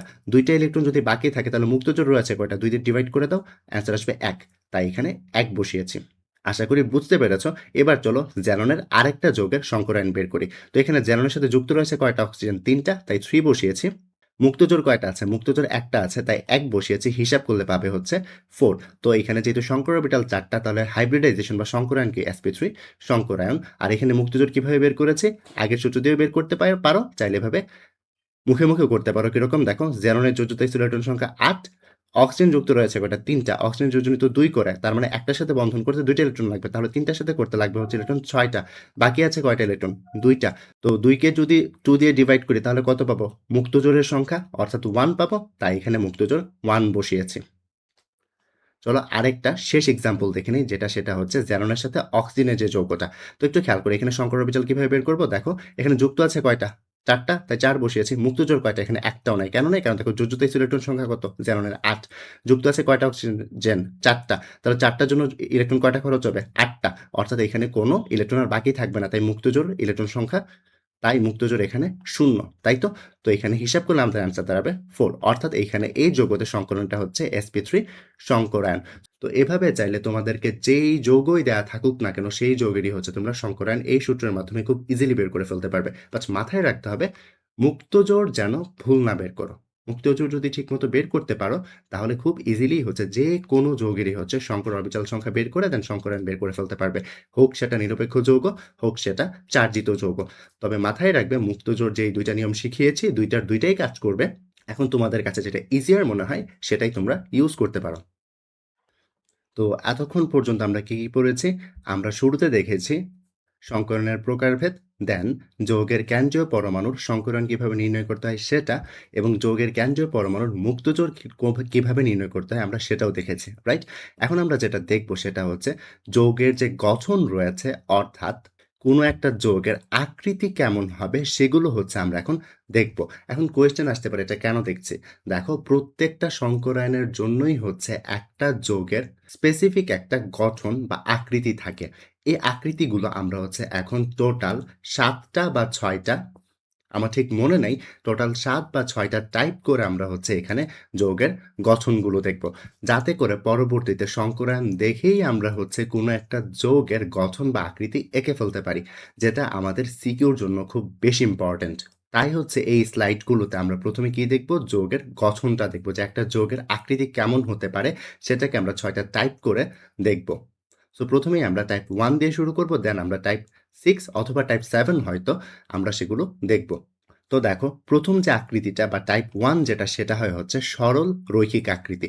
সরল রৈখিক আকৃতি হতে গেলে যেটা করতে হয় সেটা হচ্ছে ২ টা পরমাণু থাকলে তখন হচ্ছে সরল রৈখিক একটা যৌগের আকৃতি হয়। কেমন দেখো? ধরো তোমার কাছে হাইড্রোজেন, ফ্লোরিন বা নাইট্রোজেন আছে। দেখো এখানে প্রত্যেকটা যৌগতে কয়টা করে পরমাণু রয়েছে? ২ টা করে। সো ২ টা করে যখন পরমাণু থাকে তখন তাদের আকৃতিটা একদম সরল রৈখিক হয়। দেখো এটা সরল রৈখিক একটা আকৃতি না? এটা একটা সরল রৈখিক আকৃতি। ৩ টাই এখানে সরল রৈখিক আকৃতি। অর্থাৎ যৌগটা অনেকটা দেখতে এরকম, তাই তো? আমি যদি তোমাদেরকে অ্যানিমেশন করে দেখাই জিনিসটা সেটা যেটা হচ্ছে এই যে তারা দেখতে অনেকটা এরকম সরল রৈখিক আকৃতি, তাই তো? তো এটাই হচ্ছে আমাদের টাইপ 1। এবার যদি টাইপ 2 তে যাই, টাইপ 2 টাও হচ্ছে আমাদের সরল রৈখিক আকৃতি বাট এখানে পরমাণু থাকে ৩ টা। অর্থাৎ আমরা বলতে পারি সেখানে পরমাণু ৩ টার মাঝখানে একটা হচ্ছে কেন্দ্রীয় পরমাণু আর কেন্দ্রীয় পরমাণুর সাথে পরমাণু যুক্ত থাকে হচ্ছে ২ টা। কিরকম দেখো? ধরো তোমার কাছে beryllium chloride, zinc chloride, beryllium fluoride বা কার্বন ডাই অক্সাইড দিল। তো এখানে দেখো এখানে ৩ টা করে পরমাণু সবার মাঝখানে আছে না? সবার মাঝখানে কিন্তু ৩ টা করে পরমাণু রয়েছে। আর আমরা জানি এই পরমাণুগুলোর মধ্যে একটা হবে কেন্দ্রীয় পরমাণু, তাই না? দেখো এখানে যেহেতু বেরিলিয়াম এই যৌগতে বেরিলিয়াম ক্লোরাইডে যেহেতু বেরিলিয়াম কম, সে হচ্ছে কেন্দ্রীয় পরমাণু বা তার সাথেই সবাই যুক্ত থাকবে। এখানে যেহেতু জিংক ক্লোরাইডে জিংক কম, সে কেন্দ্রীয় পরমাণু, তার সাথে সবাই যুক্ত থাকবে। সিমিলার ওয়েতে বেরিলিয়াম এবং কার্বন হচ্ছে বাকি ২ টা যৌগে কেন্দ্রীয় পরমাণু, রাইট? তো এই যে ৩ টা যখন পরমাণু থাকবে বা বলতে পারি কেন্দ্রীয় পরমাণুর সাথে যখন ২ টা পরমাণু যুক্ত থাকে তখনও আকারটা সরলরৈখিক হয়ে থাকে। কিরকম দেখো? দেখো বেরিলিয়ামের সাথে ২ টা হাত দিবে, ২ টা হাত দিয়ে ১ম যৌগের জন্য এটা লিখছি। ২ টা হাত দিয়ে ২ টা ক্লোরাইড যুক্ত করবে। সো এটা একটা সরলরৈখিক আকৃতির। সিমিলার ওয়েতে এখানে যে জিংক ক্লোরাইড রয়েছে, জিংকটাকে মিডলে দাও, অর্থাৎ কেন্দ্রীয় পরমাণুকে তো অবশ্যই আমাদের মিডলে দিতে হবে। দেন ২ টা ক্লোরাইড ধরতে হবে না? হাত দিয়ে ২ টা ক্লোরাইডকে ধরে দাও বা যুক্ত করে দাও। দেন দেখো বেরিলিয়াম ফ্লোরাইড যেটা আছে ওটাও সেম। বেরিলিয়ামকে সেন্টারে রাখো, দেন ২ টা হাত বের করো, ২ টা ফ্লোরিন যুক্ত করো। দেন কার্বন ডাই অক্সাইড যেটা আছে এখানে একটু খেয়াল করো। কার্বন ডাই অক্সাইড অক্সিজেনে কিন্তু যোজনী ২। তাই তার হাত ২ টা যখন বের করব তখন ডাবল বন্ড হিসেবে বের করতে হবে। কেমন? কারণ অক্সিজেনের যোজনী ২ আর কার্বনের যোজনী ৪। তাই এখানে যোজনী মিলানোর জন্য ২ টা করে হাত বের করো। অক্সিজেন কয়টা আছে? ২ টা। সো ২ টা দিয়ে দাও। সো এই যে আকৃতিটা এটা হচ্ছে সরল রৈখিক আকৃতি এগুলো। অর্থাৎ এই আকৃতিগুলো হয় হচ্ছে সরল রৈখিক আকৃতি। আর মনে রাখবে এই যে সরল রৈখিক আকৃতি তাদের যে বন্ধন কোণটা হয় হচ্ছে ১৮০ ডিগ্রি। বন্ধন কোণ কত হয় সরল রৈখিক আকৃতির? ১৮০ ডিগ্রি। আর এখানে একটু মাথায় যেটা রাখবে সেটা হচ্ছে বন্ধন কোণ তখনই পসিবল যখন সেখানে ৩ টা পরমাণু আছে। কিরকম দেখো এখানে কোণ যেটা আছে বা অ্যাঙ্গেল যেটা আছে, অ্যাঙ্গেল সাধারণত ৩ টা পরমাণুর মাঝখানে হয়। অ্যাঙ্গেল কাদের মাঝখানে হয়? অ্যাঙ্গেল বা বন্ধন কোণ যেটা আছে সেটা হচ্ছে ৩ টা পরমাণুর মাঝখানে হয়। দেখো এখানে ক্লোরিন, বেরিলিয়াম এবং ক্লোরাইডের মধ্যবর্তী কোণ হচ্ছে ১৮০ ডিগ্রি। অর্থাৎ বন্ধন কোণ ৩ টা পরমাণুর মাঝখানে হয়। সিমিলারলি এখানে ক্লোরিন, জিংক এবং এই ক্লোরিনের মধ্যবর্তী কোণ ১৮০ ডিগ্রি। অর্থাৎ বন্ধন কোণটা ৩ টা পরমাণুর মাঝখানে সবসময় হবে। সো অর্থাৎ আমরা এখানে বুঝতে পারলাম সরলরেখা আকৃতি কেমন? এরকম, তাই তো? আর এখানে যদি আমরা ভিডিও আকারে দেখতে চাই জিনিসটা দেখো, ভিডিও আকারে যদি আমরা জিনিসটাকে দেখতে চাই, দেখতে অনেকটা সরলরেখা আকৃতি এরকম হয়। এটা হচ্ছে কার্বন ডাই অক্সাইডের জন্য। সেন্টারে যে গ্রে কালার দেখতে পাচ্ছ, এটা হচ্ছে কার্বন আর রেড কালার যেগুলো দেখতে পাচ্ছ, সেগুলো হচ্ছে অক্সিজেন আর মাঝখানে ডাবল বন্ড এখানে দেখতে পাচ্ছ। এবার চলো টাইপ 3 তে মুভ করি। টাইপ 3 যেটা সেটা হচ্ছে ত্রিকোণাকার সমতলীয় আকৃতি। কি বলেছি? ত্রিকোণাকার সমতলীয় আকৃতি। এই যে ত্রিকোণাকার সমতলীয় আকৃতি এটা কিরকম হবে? এটা হবে যখন কেন্দ্রীয় পরমাণুর সাথে ৩ টা পরমাণু যুক্ত থাকে। কেন্দ্রীয় পরমাণুর সাথে ৩ টা পরমাণু যুক্ত থাকলে আমাদের আকারটা কেমন হয়? ত্রিকোণাকার সমতলীয় আকৃতি। কিরকম দেখো? ধরো এখানে BF3, AlCl3 এবং BCl3 এখানে সবার সাথেই কি কেন্দ্রীয় পরমাণুর সাথে ৩ টা পরমাণু যুক্ত রয়েছে। তাই তাদের আকার হবে হচ্ছে ত্রিকোণাকার সমতলীয় আকৃতি। তো এই আকারটা আসলে দেখতে কেমন হয়? দেখো এখানে যে বোরনটা আছে এই যৌগের জন্য লিখছি, ১ম যৌগের জন্য লিখছি। বোরনটাকে ১ম এ সেন্টারে লিখবে, দেন ৩ টা হাত এভাবে ৩ দিকে ছড়িয়ে দিবে। তাহলেই হচ্ছে ত্রিকোণাকার সমতল আকৃতিটা আঁকতে পারবে। তো দেখো বোরনের সাথে ৩ টা ফ্লোরাইড আছে না? এই ৩ হাতে ৩ টা ফ্লোরিন দিয়ে দাও। সেম ওয়েতে অ্যালুমিনিয়াম ক্লোরাইড যদি আঁকতে চাও, মিডলে অ্যালুমিনিয়াম রাখো আর ৩ দিকে ৩ টা হাত এভাবেই দিতে হবে। এক্সাক্ট প্লেসমেন্টটা এরকমই হতে হবে। তো দেন কি করবে? দেন হচ্ছে ৩ টা ক্লোরিন দিয়ে দিবে। আর BCl3 লিখতে গেলে বোরন দাও, ৩ টা হাত দাও, দেন ক্লোরিনগুলোকে যুক্ত করে দাও। তো এগুলোই হচ্ছে ত্রিকোণাকার সমতুল্য আকৃতি। কখন? যখন কেন্দ্রীয় পরমাণুর সাথে ৩ টা পরমাণু যুক্ত থাকে। এই ক্ষেত্রে যেটা একটু মাথায় রাখবে সেটা হচ্ছে, এই যে বোরনের সাথে ৩ টা ফ্লোরিন যুক্ত আছে না? এই ৩ টা ফ্লোরিনই একই তলায় থাকে। তাই তাদেরকে এভাবে ড্যাশ, ড্যাশ, ড্যাশ দিয়ে দেখানো হয়। সেম ওয়েতে এই যে অ্যালুমিনিয়াম ক্লোরাইড যৌগ রয়েছে তাতেও এই ক্লোরিন, এই ক্লোরিন, এই ক্লোরিন তারা একই তলে থাকে এবং এই যে BCl3 আছে সেখানে হচ্ছে এই ক্লোরিন, এই ক্লোরিন, এই ক্লোরিন একই তলে থাকে। অর্থাৎ ত্রিকোণাকার সমতুল্য আকৃতিতে কেন্দ্রীয় পরমাণুর সাথে যে ৩ টা পরমাণু যুক্ত থাকে ৩ টাই হচ্ছে একই সমতলে থাকে। সো ব্যাপারটা যদি তোমাদেরকে আমি একটু অ্যানিমেশনের মাধ্যমে দেখাই তাহলে ব্যাপারটা কিরকম হয় একটু দেখে নাও যে তল বলতে আসলে কি বোঝাচ্ছি। তো এখানে একটু খেয়াল করো। এখানে দেখো এই যে এই ক্লোরিন, এই ক্লোরিন, এই ক্লোরিন। এখানে একটু যৌগটা একটু আগে বলে নিই। এখানে মিডলে আছে অ্যালুমিনিয়াম। এখানে মিডলে কি রয়েছে? এখানে মিডলে রয়েছে অ্যালুমিনিয়াম। এই যে এখানে পিঙ্ক কালার দেখতে পাচ্ছ এটা হচ্ছে অ্যালুমিনিয়াম আর বাকিগুলো হচ্ছে ক্লোরিন। তো একটু খেয়াল করো গ্রিন কালারগুলো ক্লোরিন আই মিন। তো এখানে একটু খেয়াল করো এই যে গ্রিন কালার ক্লোরিন, এই যে গ্রিন কালার ক্লোরিন, এই যে গ্রিন কালার ক্লোরিন তারা কিন্তু একই তলে রয়েছে সবাই, তাই না? একই তলে থাকার কারণে তাদেরকে বলা হয় এখানে কেন্দ্রীয় পরমাণুর সাথে যুক্ত সব ক্লোরিনগুলো একই তলে রয়েছে। এই একই তলে থাকার জন্যই তাদেরকে এভাবে ড্যাশ ড্যাশ করে দেখানো। আশা করি বুঝতে পেরেছ। আর এখানে দেখো এখানে তাদের যে বন্ধন কোণটা হয়, এই যে বন্ধন কোণ বলতে কি ৩ টা পরমাণুর মধ্যবর্তী কোণ অর্থাৎ এই কোণটা, এই কোণটা এবং এই কোণটা হবে হচ্ছে ১২০ ডিগ্রি করে। অর্থাৎ এই কোণটাও ১২০ ডিগ্রি, এটাও ১২০ ডিগ্রি, এটাও ১২০ ডিগ্রি। সেম এখানেও এটাও ১২০, এটাও, এটাও, এটাও ১২০, এটাও ১২০, এটাও ১২০ ডিগ্রি কোণ। অর্থাৎ আমরা বলতে পারি ত্রিকোণাকার সমতুল্য আকৃতিতে বন্ধন কোণ সবারই থাকে হচ্ছে ১২০ ডিগ্রি। এখন তোমাদের মনে কোয়েশ্চেন আসতে পারে এই কোণটা আর এই কোণটা তো সমান না। বাট ১২০ কেন বলছে? কারণ দেখো আমরা এটাকে 2D তে এঁকেছি। 3D তে ব্যাপারটা কেমন হয়? চলো আমরা একটু অ্যানিমেশনটা আবার দেখি। দেখো 3D তে যদি আমরা দেখি, দুঃখিত আমরা যদি এখানে 3D তে দেখি দেখো এখানে যখন পিকচারটা অন হচ্ছে, এই যে এখানে যদি দেখো দেখো এখানে এই যে সেন্টারে যে অ্যালুমিনিয়ামটি রয়েছে এই অ্যালুমিনিয়ামের সাথে এই ক্লোরিন আর এই ক্লোরিনের মধ্যবর্তী কোণ কত? নিজেরাই বলো এখানে মধ্যবর্তী কোণ কত? এখানে দেখতেই পাচ্ছ এখানে ১২০ ডিগ্রি, এখানে ১২০ ডিগ্রি, এখানেও ১২০ ডিগ্রি অর্থাৎ ৩ টা কোণই সমান ১২০ ডিগ্রি করে। তাই হচ্ছে এখানে আমরা বলে থাকি ত্রিকোণাকার সমতুল্য আকৃতিতে কেন্দ্রীয় পরমাণুর সাথে ৩ টা পরমাণু যখন যুক্ত থাকে তখন প্রত্যেকটারই বন্ধন কোণ হয়ে থাকে ১২০ ডিগ্রি। তো এবার চলো আমরা আমাদের যে টাইপ 4 আছে সেই টাইপ 4 এ মুভ করি। টাইপ 4 এর যে আকৃতিটা সেটা হচ্ছে চতুস্তলকীয় আকৃতি। চতুস্তলকীয় আকৃতি কখন হবে? যখন কেন্দ্রীয় পরমাণুর সাথে ৪ টা পরমাণু যুক্ত থাকে। উদাহরণস্বরূপ আমরা বলতে পারি মিথেন এবং কার্বন টেট্রাক্লোরাইড। দেখো এখানে মিথেনে কার্বন হচ্ছে কেন্দ্রীয় পরমাণু, তার সাথে 4 টা যুক্ত পরমাণু রয়েছে এবং এখানেও কার্বন টেট্রাক্লোরাইডে কার্বন হচ্ছে কেন্দ্রীয় পরমাণু এবং তার সাথে যুক্ত পরমাণু কয়টা রয়েছে? 4 টা। অর্থাৎ কেন্দ্রীয় পরমাণুর সাথে 2 টা যৌগতেই 4 টা পরমাণু যুক্ত রয়েছে। তো এই ক্ষেত্রে আকারটা আসলে কেমন হবে? এক্ষেত্রে আঁকার জন্য যেটা করবে প্রথমেই দেখো এখানে মিথেনটাকে এক্সপ্লেইন করি। প্রথমে কি লিখে নিবে? প্রথমেই হচ্ছে কেন্দ্রীয় পরমাণুটা লিখে নিবে, দেন 4 টা হাত এভাবে দিবে। একটা উপরে, আরেকটা বামে, আরেকটা ডানে, আরেকটা হচ্ছে মিডলে একটু ডানের দিক করে দিবে। দেন যেটা করতে হবে দেন সিম্পলি যে মৌলগুলো যুক্ত আছে তাকে যুক্ত করে দাও ৪ হাতে।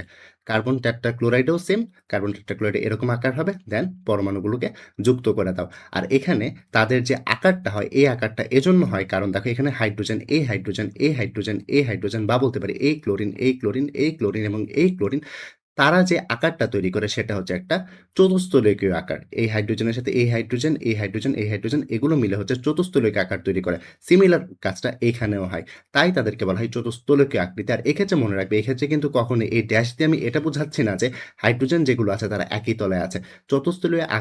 চতুস্তলকীয় আকারে এই হাইড্রোজেনগুলো আসলে একই তলে থাকে না। তো চলো দেখি যে চতুস্থলকের আকারটা বাস্তবে কেমন দেখতে হয়। চতুস্থলকের আকারটা আসলে বাস্তবে দেখতে এরকম হয়। এটা কোন যৌগ? এটা হচ্ছে মিথেন যৌগ। এখানে সেন্টারে যেটা আছে গ্রে কালার সেটা হচ্ছে কার্বন আর হোয়াইট কালার যেগুলো আছে সেগুলো হচ্ছে হাইড্রোজেন। তো এটাই হচ্ছে আসলে চতুস্থলকীয় আকার। এখানে দেখতেই পাচ্ছ যে এখানে সেন্টারে একটা কার্বন থাকে। তার চারপাশে এই যে এখানে যদি খেয়াল করো এখানে দেখো এই যে কার্বনটা আছে এটা এখানে আছে আর এই হাইড্রোজেনটা হচ্ছে এখানে আছে। আর অন্যদিকে এই যে হাইড্রোজেনটা আছে এটাকে এটা ধরলে আর এই হাইড্রোজেনটাকে এটা ধরো আর এই হাইড্রোজেনটাকে এটা ধরো। এটা হচ্ছে একটা চতুস্তলীয়কীয় আকার। আর এই ক্ষেত্রে যেটা মনে রাখবে সেটা হচ্ছে এই ক্ষেত্রে যে বন্ধন কোণের মানটা হয় অর্থাৎ এইখানে আমি যেটা বলতে চাচ্ছি এই কোণ, এই কোণ, এই কোণ এবং এই কোণের যে মানটা অর্থাৎ সবগুলা বন্ধন কোণই এখানে সমান হয় যেটা হয় হচ্ছে ১০৯.৫ ডিগ্রি। এখন সেম আগের মতোই তোমাদের মনে হতে পারে যে এখানে তো ৪ টা কোণ আসলে সমান না। বাট এখানে কেন আমরা ৪ টা কোণকে বন্ধন কোণকে বলছি যে ১০৯.৫, কারণ এই যে এইখানে দেখো এই ত্রিমাত্রিক কাঠামোটা দেখো, এই ত্রিমাত্রিক কাঠামোটা যখন তোমরা দেখবে তখন তোমরা বুঝতে পারবে যে কেন হচ্ছে আসলে ৪ টা বন্ধন কোণই সমান। কারণ এইখানের কোণটা, এইখানের কোণটা এবং বাকি সবগুলো কোণই হচ্ছে আসলে এখানে সমান। আশা করি এইটা থেকে তোমরা জিনিসটাকে আরো বেশি ক্লিয়ার করতে পারছো। তো এই ছিল হচ্ছে টাইপ 4 অর্থাৎ চতুস্তরকীয় আকৃতি। এবার চলো আমরা আমাদের টাইপ 5 এ চলে যাই, সেটা হচ্ছে ত্রিকোণাকার দ্বিপিরামিডীয় আকৃতি। ত্রিকোণাকার দ্বিপিরামিডীয় আকৃতি তখনই হবে যখন কেন্দ্রীয় পরমাণুর সাথে ৫ টা পরমাণু যুক্ত থাকবে। কিরকম দেখো, ধরো তোমার কাছে ফসফরাসের একটা যৌগ আছে এবং ফসফরাসের আরেকটা যৌগ ক্লোরিনের সাথে আছে। তো এখানে দেখো কেন্দ্রীয় পরমাণুর সাথে কয়টা ফ্লোরিন যুক্ত আছে? ৫ টা। এখানে এই যৌগতে কেন্দ্রীয় পরমাণুর সাথে ক্লোরিন যুক্ত আছে ৫ টা। তো এটা আমাদের কি আকৃতি হবে? ত্রিকোণাকার দ্বিপিরামিডীয় আকৃতি। তো এখন কোয়েশ্চেন হচ্ছে আকৃতিটা আসলে দেখতে কেমন হবে? আকৃতিটা দেখতে বা ত্রিকোণাকার দ্বিপিরামিডীয় যে আকৃতিটা হয় সেটা হয় হচ্ছে এরকম দেখতে। কিরকম দেখো, এদিকে একটা লাইন টানো সোজা, এদিকে একটা সোজা লাইন টানো, দেন ডানে একটা সোজা লাইন টানো, অর্থাৎ উপরে নিচে সোজা লাইন, ডানে একটা সোজা লাইন, দেন এদিকে একটু বাঁকা করে ২ টা লাইন এঁকে নাও। দেন যেটা করবে, যুক্ত যে পরমাণুগুলো রয়েছে ক্লোরিন থাকুক, ফ্লোরিন থাকুক, সেটাকে দিয়ে দাও। কেমন? তো এভাবেই চাইলে হচ্ছে আমরা এই যে ত্রিকোণাকার দ্বিপিরামিড আকৃতি আছে সেটা আঁকতে পারি। তবে এই ক্ষেত্রে যে জিনিসটা একটু মনে রাখতে হবে সেটা হচ্ছে এই যে ক্লোরিনটা আছে এবং এই ক্লোরিন এবং এই ক্লোরিন তারা একই তলে থাকে। অর্থাৎ এখানে এই ৩ টা ক্লোরিন হচ্ছে একই তলে থাকে। অন্যদিকে এই যৌগটাও সেম, এখানে দেখো এই ৩ টা হচ্ছে একই তলে থাকবে। তো চলো এই যে আকারটি রয়েছে সেটা একটু আমরা অ্যানিমেশনের মাধ্যমে ক্লিয়ার হয়ে নিই। এখানে দেখো, এইখানে যে আকৃতিটা আছে এখান থেকেই দেখো, এটা হচ্ছে আসলে এই যৌগটার জন্য। এই যে এখানে ফসফরাসের সাথে ক্লোরিনের যে যৌগটা রয়েছে সেটার জন্য এখানে ভেতরে যে একদম সেন্টারে যে অরেঞ্জ কালার যে পরমাণুটা আছে সেটা হচ্ছে আসলে ফসফরাস, আর এদিকে ক্লোরিনকে আমরা গ্রিন করে দেখিয়েছি। তো একটু খেয়াল করো, এই যে ক্লোরিনটা আছে, উপরের যে ক্লোরিনটা এটা হচ্ছে আমাদের এটা, নিচের ক্লোরিনটা হচ্ছে আমাদের এটা, ডানের ক্লোরিনটা হচ্ছে আমাদের এই ক্লোরিনটা, এই ক্লোরিনটা হচ্ছে আমাদের এই ক্লোরিনটা, আর এই ক্লোরিনটা হচ্ছে আমাদের এই ক্লোরিনটা। তো এতে করে আকারটা যদি তোমরা একটু খেয়াল করো তাহলে ভালো করে ধরতে পারবে যে জিনিসটা দেখো, এখানে এই ৩ টা ক্লোরিন অর্থাৎ এটা, এটা, এটা তারা কিন্তু একই তলে রয়েছে। তাই আমরা তাদেরকে এভাবে ড্যাশ ড্যাশ করে দেখিয়েছি। বাট দেখো এই যে ক্লোরিনগুলো আছে, এই ২ টা ক্লোরিন, এই ২ টা ক্লোরিন কিন্তু এই ৩ টা ক্লোরিনের সাথে একই তলে নাই। তাই না? তারা তাদের সাথে লম্বভাবে আছে। তাই তাদেরকে আমরা এভাবে সমতুল্য দেখাইনি। শুধুমাত্র আমরা এখানে এই ৩ টা ক্লোরিনকে সমতুল্য দেখিয়েছি, আর এই ২ টা ক্লোরিন আসলে সমতল না। আর এই ক্ষেত্রে যদি আমরা বন্ধন কোণ দেখতে চাই, একটু খেয়াল করো। এখানে কয়েকটা কথা আগে বলে নিই। দেখো, আমরা বন্ধন কোণ এতক্ষণ পর্যন্ত যে পড়েছি, প্রথম ৪ টা টাইপ যে পড়েছি, ওই ৪ টা টাইপের জন্য আমাদের বন্ধন কোণ হচ্ছে সবচাইতে ইম্পোর্টেন্ট। ওগুলো আমাদের মাথায় রাখতে হবে বা মুখস্থ রাখতে হবে। ওইগুলো আমাদের এইচএসসি লেভেলে সিকিউ এবং এমসিকিউতে আসে। বাট এখন থেকে আমরা যে বন্ধন কোণগুলো পড়বো, সেগুলো আমাদের মনে না রাখলেও চলবে। কারণ সেগুলোতে আমাদের সিকিউ এত একটা বেশি আসে না। তাই যেটি করবে, আগেরগুলো যে টাইপ 4 পর্যন্ত যে বন্ধন কোণ দেখিয়েছি সেগুলো জাস্ট মাথায় রাখবে। আর এগুলো শুধুমাত্র জাস্ট বোঝার জন্য দেখে যাও। তো এইখানে বন্ধন কোণ কয় ধরনের দেখতে পাচ্ছি? ৩ ধরনের। একটা হচ্ছে ১২০ ডিগ্রি, একটা হচ্ছে ৯০ ডিগ্রি, আর একটা হচ্ছে ১৮০ ডিগ্রি। তো একটু খেয়াল করো, এই যে ক্লোরিন, নিচের ক্লোরিন এবং এই যে ফসফরাস রয়েছে তাদের মাঝখানে বন্ধন কোণ কত? ক্লিয়ারলি এখানে ১৮০ ডিগ্রি, তাই তো? এইজন্য আমি ১৮০ ডিগ্রি লিখেছি। এটা কোন বন্ধনটা? এটা হচ্ছে এই বন্ধনটা ১৮০ ডিগ্রি। আই মিন এখানে ক্লোরিন এবং এই ফসফরাস এবং এই ক্লোরিনের মধ্যবর্তী কোণ হচ্ছে ১৮০ ডিগ্রি। আর আমরা জানি কোণ সবসময় ৩ টা পরমাণুর মাঝখানে হয়ে থাকে। তো এই তো গেল ১৮০ ডিগ্রির কথা। এবার চলো ১২০ ডিগ্রির ব্যাপারটা দেখি। ১২০ দেখার আগে আগে ৯০ টা দেখে ফেলি। দেখো, এখানে এই যে ফসফরাস আর এই যে ক্লোরিন এবং এই ক্লোরিন তাদের মধ্যবর্তী কোণ কত? ক্লিয়ারলি ৯০ ডিগ্রি, তাই তো? তো এইখানে এইজন্যই বলেছি তাদের মাঝখানে ৯০ ডিগ্রি কোণটাও পসিবল। অন্যদিকে ১২০ ডিগ্রি কোণ আসলে কোনটা? এটার জন্য একটু পরমাণুটাকে ঘোরাতে হবে। ঘোরালে তো আমরা ক্লিয়ার হবে। দেখো, এখানে এই ক্লোরিন, আমি একটু মুছে ব্যাপারটা আবার দেখাচ্ছি, দাঁড়াও। এখানে এই যে ক্লোরিন, এই যে ফসফরাস এবং এই যে ক্লোরিন তাদের মধ্যবর্তী কোণ হচ্ছে আসলে ১২০ ডিগ্রি। ঘোরালে ব্যাপারটা আরো বেশি ক্লিয়ার হয়ে যাবে যে কিভাবে তাদের মধ্যবর্তী কোণ ১২০ ডিগ্রি হচ্ছে। দেখো, এখানে ১২০ ডিগ্রি আশা করি এখন ধরতে পারছো ব্যাপারটা। তো এইজন্যই হচ্ছে এই ৩ টা কোণ তাদের পসিবল হয়ে থাকে। একটা হচ্ছে ১২০, একটা হচ্ছে ৯০, আর একটা হচ্ছে ১৮০। তো এই বন্ধন কোণগুলো ওভাবে মাথায় না রাখলেও হবে, কারণ এগুলো নিয়ে তোমাদের তেমন একটা এইচএসসিতে কোয়েশ্চেন হয় না। যে বন্ধন কোণগুলো রয়েছে টাইপ 5 এবং টাইপ 6 এবং টাইপ 7 এর জন্য তোমাদের মেইনলি টাইপ 4 পর্যন্ত যা পড়িয়ে এসেছি, অর্থাৎ কেন্দ্রীয় পরমাণুর সাথে ৪ টা পরমাণু যুক্ত থাকলে কি হবে? অতটুকু পর্যন্ত বন্ধন কোণ তোমাদের মনে রাখলেই হবে। তো এই তো গেল আমাদের টাইপ 5, এবার আমরা টাইপ 6 এ যাব। টাইপ 6 হচ্ছে আসলে অষ্টক তলীয় আকৃতি। এখন অষ্টক তলীয় আকৃতি কখন হবে? বুঝতেই পারছো, অষ্টক তলীয় আকৃতি হবে যখন কেন্দ্রীয় পরমাণুর সাথে ৬ টা পরমাণু যুক্ত থাকবে। কিরকম দেখো? যেমন সালফারের সাথে যখন ৬ টা পরমাণু যুক্ত থাকে তখন কি হবে? টাইপ 6 হবে, অর্থাৎ অষ্টক তলীয় আকৃতি হবে। কেন? কারণ কেন্দ্রীয় পরমাণুর সাথে ৬ টা পরমাণু যুক্ত রয়েছে। আর শেপটা কেমন হবে? শেপটা আসলে হবে হচ্ছে কেন্দ্রীয় পরমাণু যখন লিখবে তার চারপাশে এভাবে হাতগুলো ছড়িয়ে দিবে। অর্থাৎ উপরে নিচে ২ টা দিবে, বামে ২ টা দিবে এবং ডানে ২ টা দিবে। দেন যে কাজটা করবা সেটা হচ্ছে এই যে ফ্লোরিন যেটা আছে ফ্লোরিনটাকে এভাবে দিয়ে দিবে। আর এই ক্ষেত্রে একটু মাথায় রাখবে যেটা সেটা হচ্ছে এই ফ্লোরিন, এই ফ্লোরিন, এই ফ্লোরিন এবং এই ফ্লোরিন তারা ৪ জন একই সমতলে থাকে। তাই তাদেরকে এভাবে ড্যাশ ড্যাশ লাইন করে দেখানো হয়ে থাকে। কিরকম দেখো? যৌগের স্ট্রাকচারটা যদি দেখো তখনই তোমরা সমতল জিনিসটা বুঝে যাবে। এখানে যদি তোমরা এই যে অ্যানিমেশনটা আছে সেটা যদি দেখো, এখানে দেখো যে পিকচারটি দেখতে পাচ্ছ এখানে আমরা ক্লিয়ারলি দেখতে পাচ্ছি এই যে যৌগটি আছে এইখানে আ আমি যদি দেখাই দেখো, ধরো এইখানে যে ফ্লোরিনটা আছে, এই যে ফ্লোরিনটা এটা হচ্ছে এটা, এই ফ্লোরিনটা হচ্ছে এটা, এই ফ্লোরিনটা হচ্ছে পিছনেরটা, এই ফ্লোরিনটা হচ্ছে এটা। আর অন্যদিকে উপরের ফ্লোরিনটা হচ্ছে এটা, এই ফ্লোরিনটা হচ্ছে এটা, আর সালফার হচ্ছে মাঝখানেরটা। তো একটু লক্ষ্য করলে যেটি দেখতে পাবে দেখো এখানে কিন্তু এই যে এই ফ্লোরিনগুলো, এই ৪ টা ফ্লোরিন কি একই তলে রয়েছে? এই ৪ টা ফ্লোরিন একই তলে রয়েছে বা একই সমতলে রয়েছে। তাই তাদেরকে আমরা এভাবে ড্যাশ দিয়ে দেখিয়েছি। আর অন্যদিকে এই ৪ টা ফ্লোরিনের সাথে এই ২ টা ফ্লোরিন তো আমাদের একই সমতলে নেই, তাই না? তারা পরস্পর লম্বভাবে আছে। তাই তাদেরকে আমরা একই সমতলে রাখতে পারবো না। অর্থাৎ এখানে এই ৪ টা ফ্লোরিনই হচ্ছে আমাদের একই সমতলে আছে। আর এখন যদি আমরা বন্ধন কোণ বের করতে চাই দেখা যাবে তাদের যে বন্ধন কোণটা সেটা হয় ৯০ ডিগ্রি এবং ১৮০ ডিগ্রি। কেন? একটু খেয়াল করো, খুবই সিম্পল ব্যাপারটা। দেখো এটা যদি আমরা একটু ঘুরিয়ে জিনিসটাকে দেখি, আ ওকে, একটা ক্লিয়ার ভিউ নিয়ে যদি আমরা জিনিসটাকে দেখি তাহলে কিন্তু আমরা খুব ইজিলি বলতে পারবো। দেখো এইখানে এই যে ক্লোরিনটা দুঃখিত ক্লোরিন বলছি বারবার, ফ্লোরিন ধরো এটা। আর এই ফ্লোরিন যেটা এটা ধরলাম এটা। তো এখানে দেখো ফ্লোরিন, এই ফ্লোরিন এবং এই সালফারের মধ্যবর্তী কোণ কত? ১৮০ ডিগ্রি না? অর্থাৎ এই ১৮০ ডিগ্রি। কেমন? অন্যদিকে ৯০ ডিগ্রি কোণটা? দেখো ৯০ ডিগ্রি এখানে কোণটা হবে? আমি একটু যদি মুছে একটু দেখাই। ৯০ ডিগ্রি কোণটা? ৯০ ডিগ্রি দেখো এখানে এই ফ্লোরিন, এই সালফার এবং এই ফ্লোরিন তারা পরস্পর কত ডিগ্রি কোণে রয়েছে? তারা পরস্পর ৯০ ডিগ্রি কোণ রয়েছে, তাই না? অর্থাৎ এই ক্ষেত্রে আমাদের অ্যাঙ্গেলটা কত হচ্ছে? ৯০ ডিগ্রিও এই ক্ষেত্রে আমরা অ্যাঙ্গেল পাবো, রাইট? সো এই ক্ষেত্রে বন্ধন কোণ ৯০ ডিগ্রি। সো এই কোণ নিয়ে আসলে এখানে এত টেনশন করার কিছু নেই। কারণ এগুলো হচ্ছে তোমাদের এত বেশি ইম্পোর্টেন্ট না। কোনগুলো ইম্পোর্টেন্ট আমি আগেই বলে দিয়েছি। তো এই তো গেল আমাদের টাইপ 6। সো আমরা এখন ডিরেক্টলি মুভ করব আমাদের লাস্ট টাইপ যেটা হচ্ছে টাইপ 7। তো টাইপ 7 যেটা আছে সেটা হচ্ছে পঞ্চভুজীয় দ্বিপিরামিড। কখন? যখন কেন্দ্রীয় পরমাণুর সাথে ৭ টা পরমাণু যুক্ত থাকবে। যেমন IF7। সো যৌগটা কিরকমভাবে লিখবে? যৌগটার আকারটা হবে সেন্ট্রাল যে পরমাণুটা রয়েছে অর্থাৎ কেন্দ্রীয় পরমাণু যেটা আছে এটা এভাবে লিখবে। দেন ৭ টা হাত এভাবে বের করে দিবে। যে উপরে একটা, নিচে একটা, বামে ২ টা আর আগের মতোই ডানেও ২ টা দিবে। জাস্ট নতুন করে এই হাতটা এড করে দিবে। সো এইখানে দেন বাকি কাজটা কি? ফ্লোরিনগুলো যুক্ত করে দেওয়া বা কেন্দ্রীয় পরমাণুর সাথে যুক্ত যেকোনো পরমাণুই থাকুক সেটাকে যুক্ত করে দেওয়া। আর এখানে যেটা মনে রাখবে সেটা হচ্ছে এই ফ্লোরিন, এই ফ্লোরিন, এটা, এটা তারা একই সমতলে থাকে। অর্থাৎ এখানে ৫ টা ফ্লোরিন একই সমতলে থাকে। কিরকম দেখো অ্যানিমেশনটা যদি আমরা একটু লক্ষ্য করি তাহলে আমরা বলতে পারবো জিনিসটা আসলে কিরকম। তো এখানে দেখতে পাচ্ছ এখানে টোটাল এই যে একই সমতলে ৫ টা ফ্লোরিন রয়েছে, তাই না? এই যে এখানে আমি একটু আবার একটু বলে দিই। এখানে সেন্টারে যেটা রয়েছে ভায়োলেট কালার বা বেগুনি কালার এটা হচ্ছে আয়োডিন আর বাকিগুলো হচ্ছে ফ্লোরিন।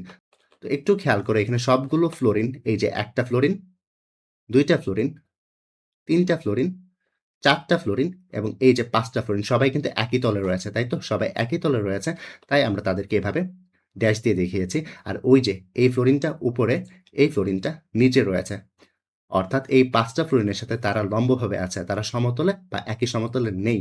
তাই তাদেরকে আমরা এভাবে সমতলে বা একই সমতলে ইনক্লুড করিনি। অর্থাৎ তাদের মাঝখানে আমরা ড্যাশ লাইনটা দেখাইনি। আর এই ক্ষেত্রে যে বন্ধন কোণগুলো পসিবল হয় সেটা হচ্ছে ৭২ ডিগ্রি, ৯০ ডিগ্রি এবং ১৮০ ডিগ্রি। কেন দেখো?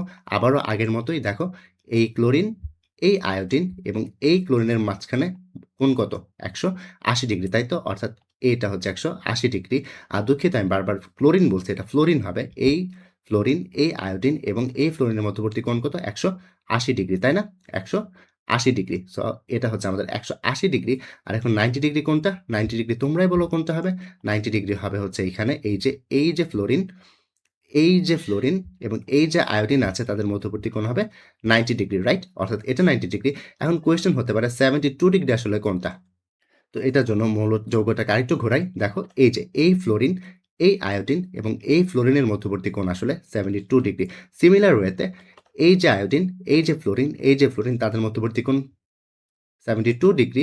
সেম ওয়েতে এই ফ্লোরিন, এই আয়োডিন, এই আয়োডিনের মধ্যবর্তী কোণ 72 ডিগ্রি। সো এগুলো চাইলে হচ্ছে তোমরা একটু মনে রাখতে পারো, আর না চাইলে নাও মনে রাখতে পারো, কারণ এগুলো হচ্ছে তোমাদের জন্য ইম্পর্টেন্ট না। আমি আগেই বলে এসেছি, বারবার বলছি যে টাইপ 4 পর্যন্ত বন্ধন কোণ মনে রাখলে তোমাদের জন্য মোর দ্যান এনাফ। সো এই গেল আমাদের যৌগের গঠনগুলো। তো এরই সাথে সাথে আমাদের যৌগের গঠন রিলেটেড যতগুলো আলোচনা ছিল সবগুলো শেষ হয়ে গেছে।